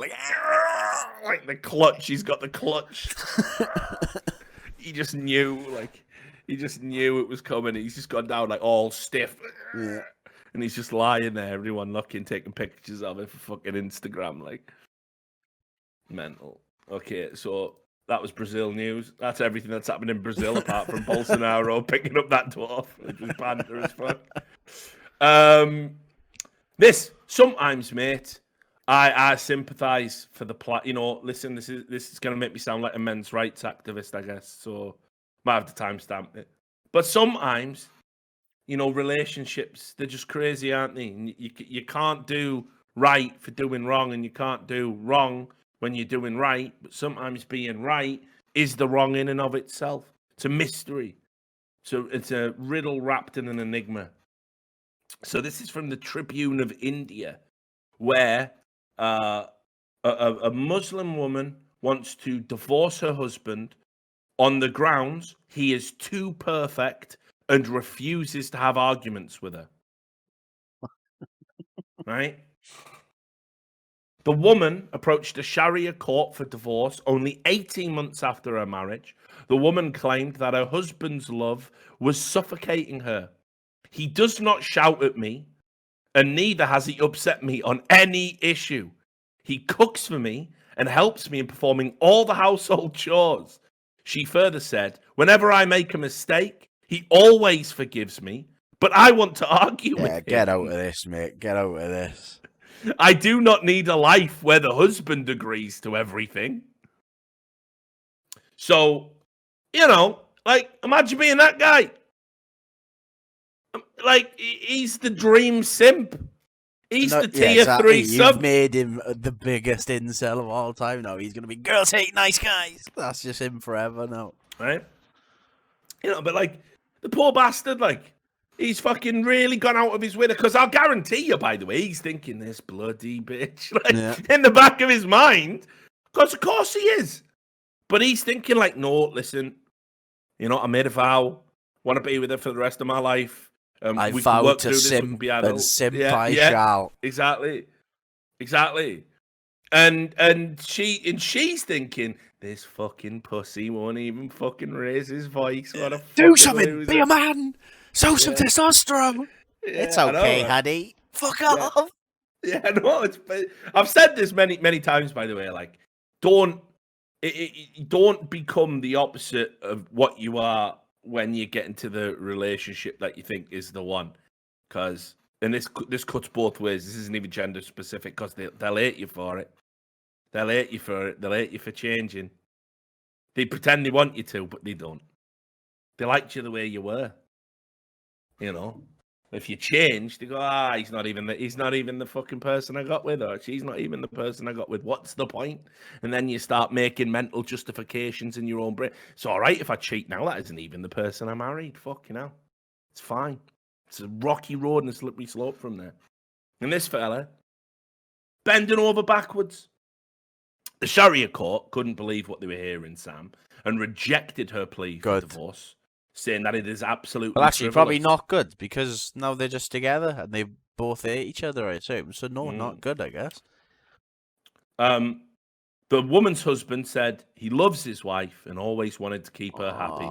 And he's renewed his sub for another year. The court now has said that the couple must resolve the matter mutually. What a mad marital problem to have to work through. You've got to fucking start arguing with each other. Like, you can just picture you sat down there planning it out, right? Yeah, like, she's just looking at it. Yeah. Fuck off. What? Yeah. Listen, baby. I'll be willing to argue with you once a week just to get started, so I can ease into it. You know, you're gonna like, fucking hell. What a wild thing. This also a few little stragglers and short ones at the end. This is mad. Like, of all the reasons to talk about banning a book from a school curriculum, Sam, what could be the most frivolous in your mind? I think which ones I learned. Of Mice and Men. Men. You know, because actually, no, that had some racist shit in it, didn't it? Of Mice and Men. Yeah, Mice and Men, Kill 'Em Mockingbird. It had sort of like from what I remember, it was sort of like a story of racism, but all the bad characters were racist, right? Like, yeah, it wasn't that's like the Kill 'Em Mockingbird. That's the Kill 'Em Mockingbird. Is it? I'm thinking of Mice and Men. It had the guy who was disabled or he's old.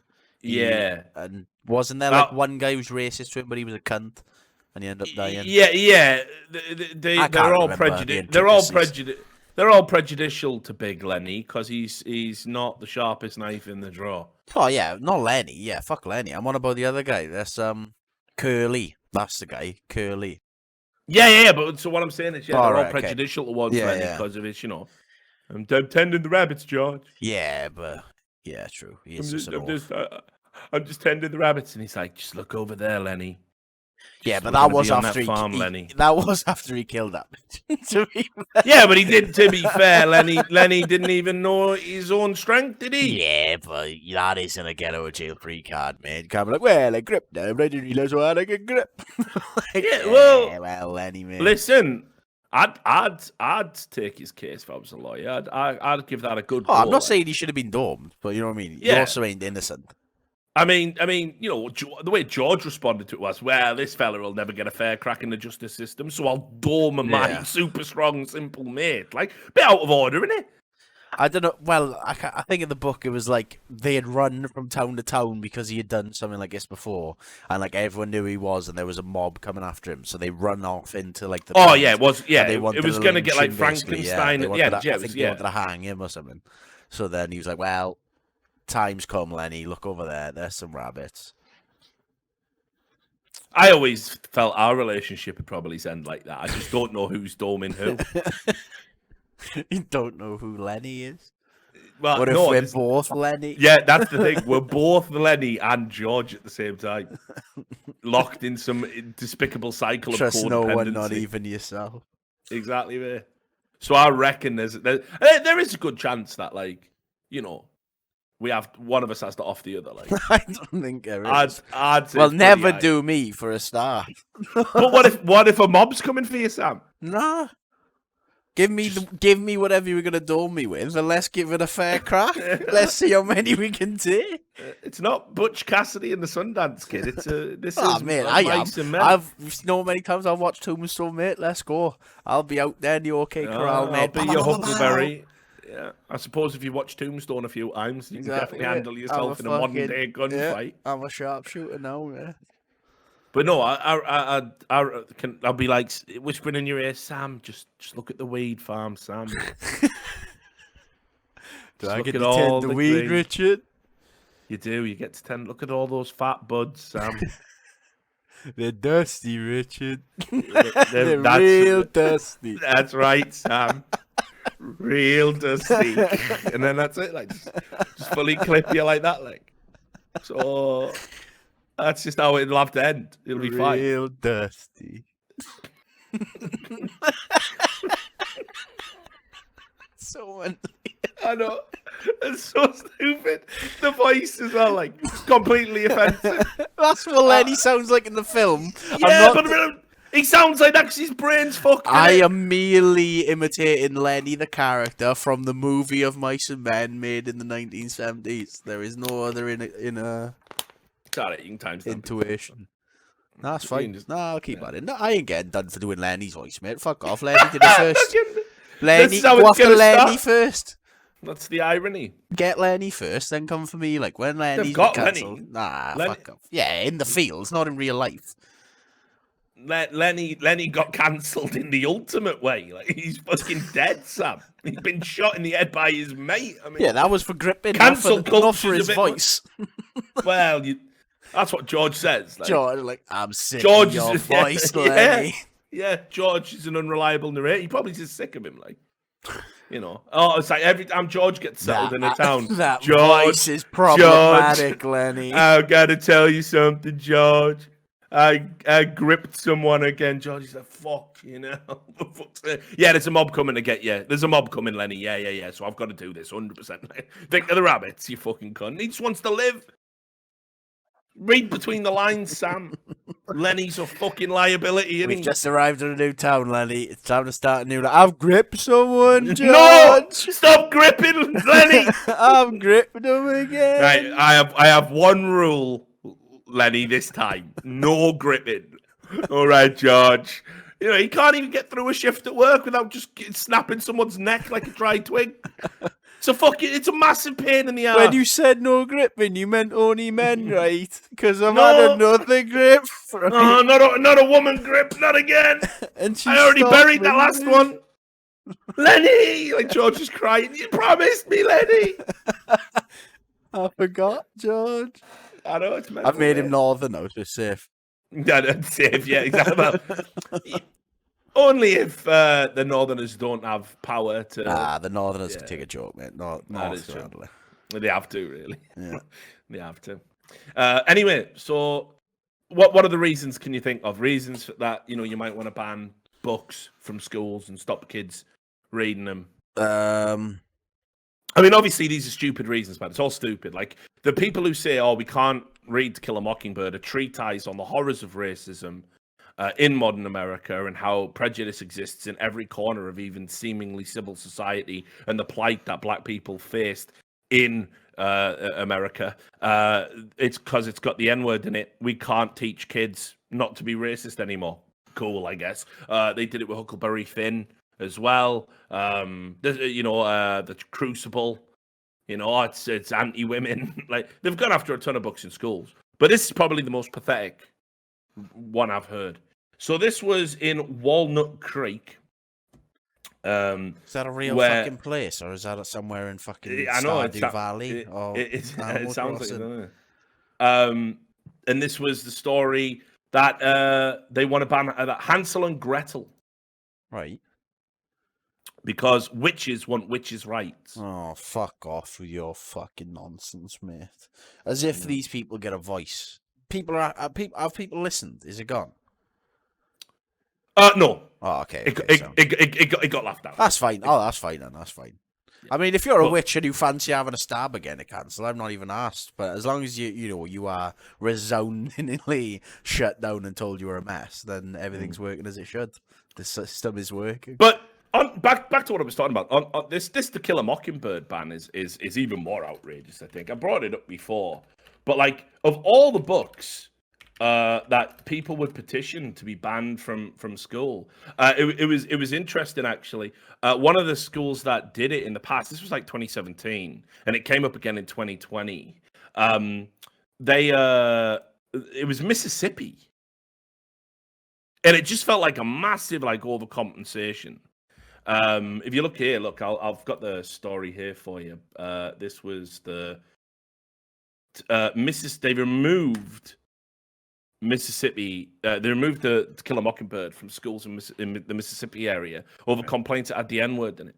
And it's like, if ever there was a part of America that really needs to read To Kill a Mockingbird and probably heed the contents, Mississippi would be right up there, I think. Like that entire region. But yeah, probably could do with that. What, like, I wouldn't be entirely against a, like, censored version. Not, like, as in you remove, no, as in, like, censored as in the traditional term, like, stars. Like, I think that would be acceptable, because I guess you don't have swear words in books traditionally, do you? I'm trying to think if I had any in school. I think one said, like, shit. Oh, but I don't see considering the lesson in the book, like, surely you'd want the book and just take out the bad words if you really want to remove the bad words. Yeah, I don't even like the idea of cutting out words from an author's text. I think, that there's a reason why an author chooses the words that they choose and it puts them in the sentences in the order. And, but it is. But I mean, surely that would be the first step on the scale, though. You'd think, right? Well, this is what I mean. We all got told the slippery slope wasn't real, and then here we are. Slipping down that slope, careering out of control down the slope. Oh yeah, it's not always a fallacy, is it? Absolutely not. No, probably does actually pay heed to think about some of these things. But yeah, the To Kill a Mockingbird is one of those books that comes up all the time. Hansel and Gretel. Like, obviously, I wouldn't say to censor the book itself, but, like, I think once you introduce it to a school, there is a certain limit of the school does get to dictate what's in the curriculum. I don't think, you know what I mean? I don't know if you could have a problem with that, but removing it entirely is fucking mental. Oh, yeah. So I'm just going to have a quick scan, see if I've got one last story. And then I'll set up what we're going to do later on. Oh, here you go. Nice.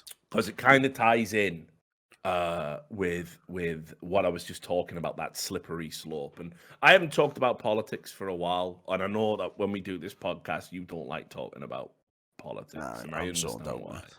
Yeah, well, listen, I understand why it brings the crazies. But the angle I always come at it, right, is that politics is politics, and politicians are politicians, and it's the same rigged game, two-party system bullshit. And it's the media that basically drive the hysteria.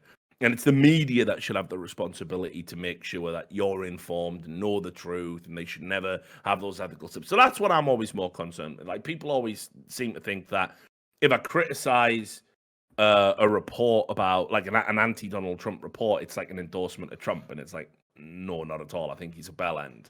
And then if you criticize Trump, people, I thought you were down with MAGA. What are you going to do? Vote for Biden? It's like, well, no, Biden's provably got dementia, so no, I wouldn't do that either. Not that I have a dog in the fight anymore. Even if I could have voted, even when I had a small mangy dog in the fight, but I saw something, mate, and it just blew my mind. And this is how irresponsible the media are, right?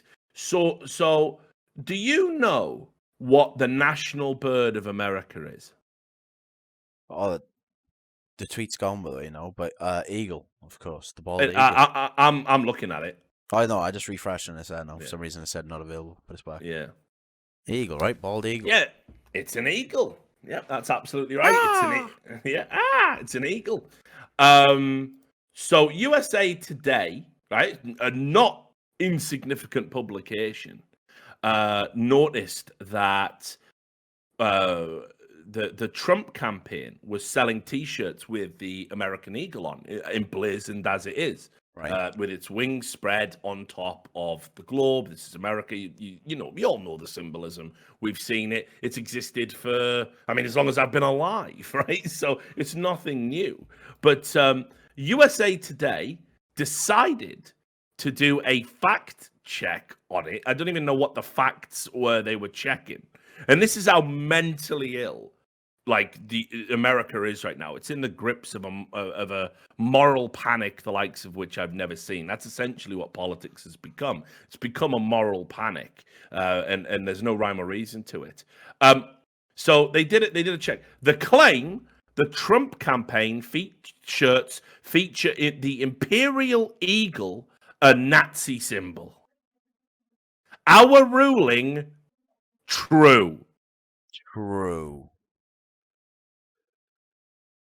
And then, clarification.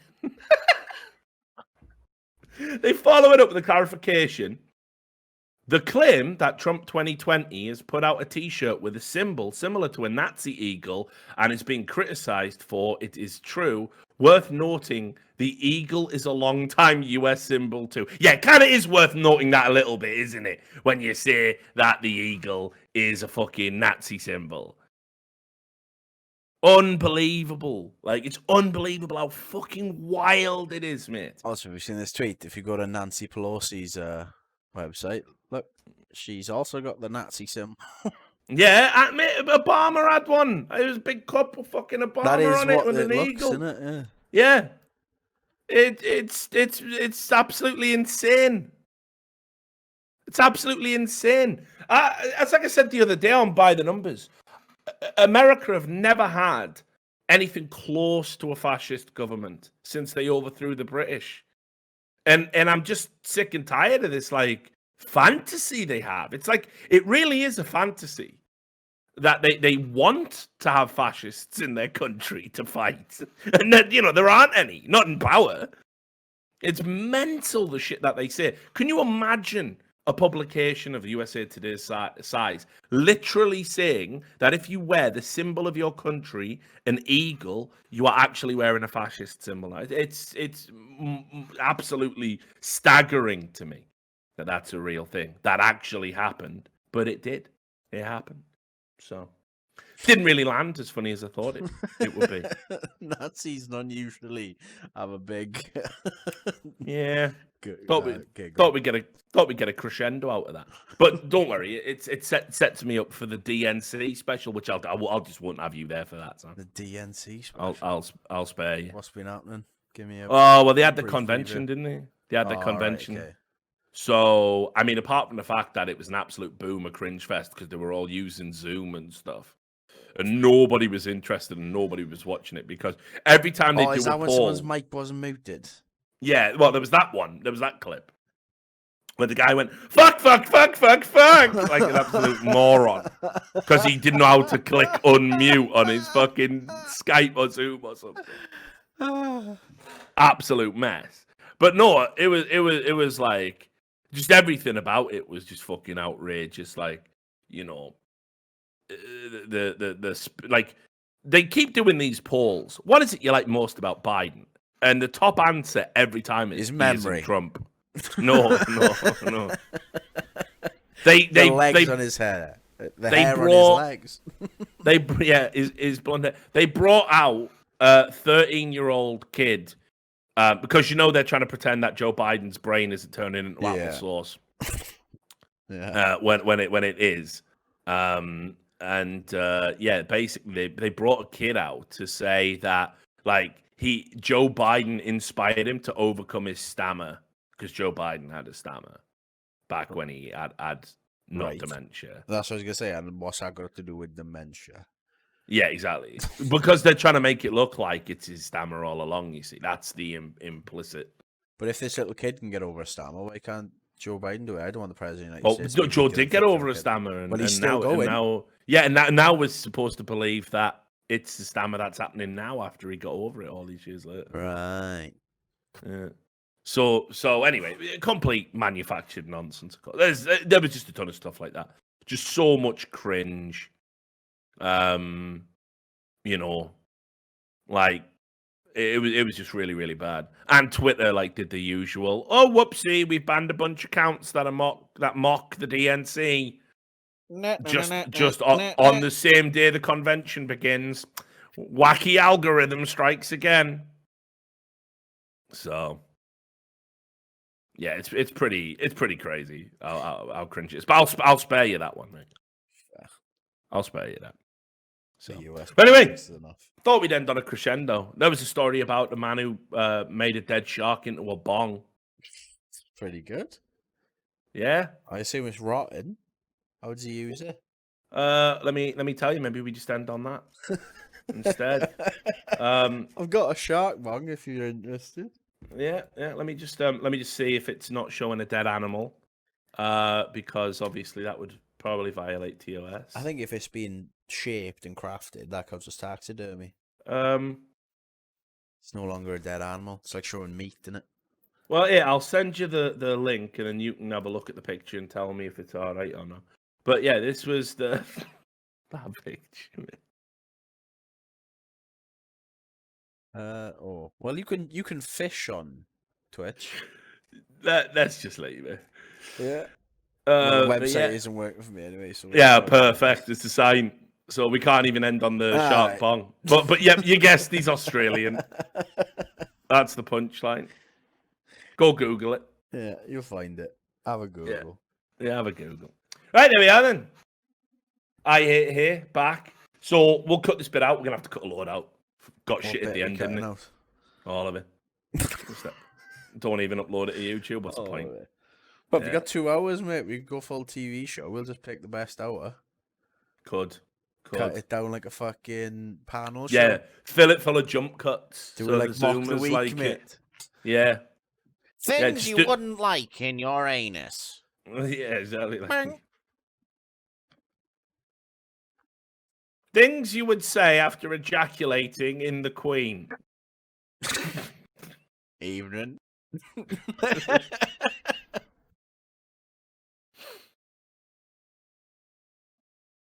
Oppressed groups Frankie Boyle hasn't insulted.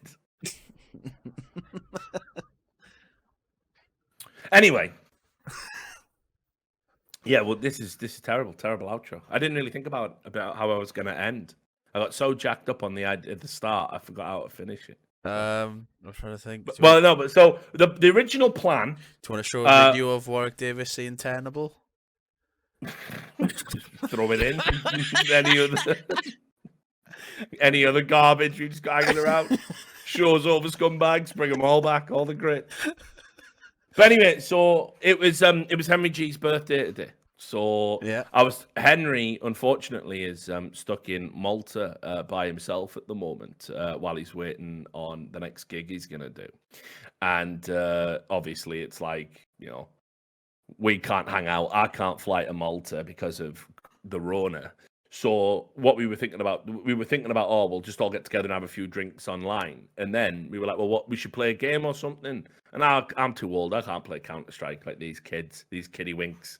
So we were saying, well, fuck it, let's have a round of golf. And there was a new golf game that's just been released, a new timing. So we've all bought a copy of that. So we're all going to have a drink. And we're all going to go around and do 18 holes while we talk and catch up. So I thought we'd throw that on stream. So it's essentially, we'll just be playing golf and shooting the shit. And it'll probably be terrible content.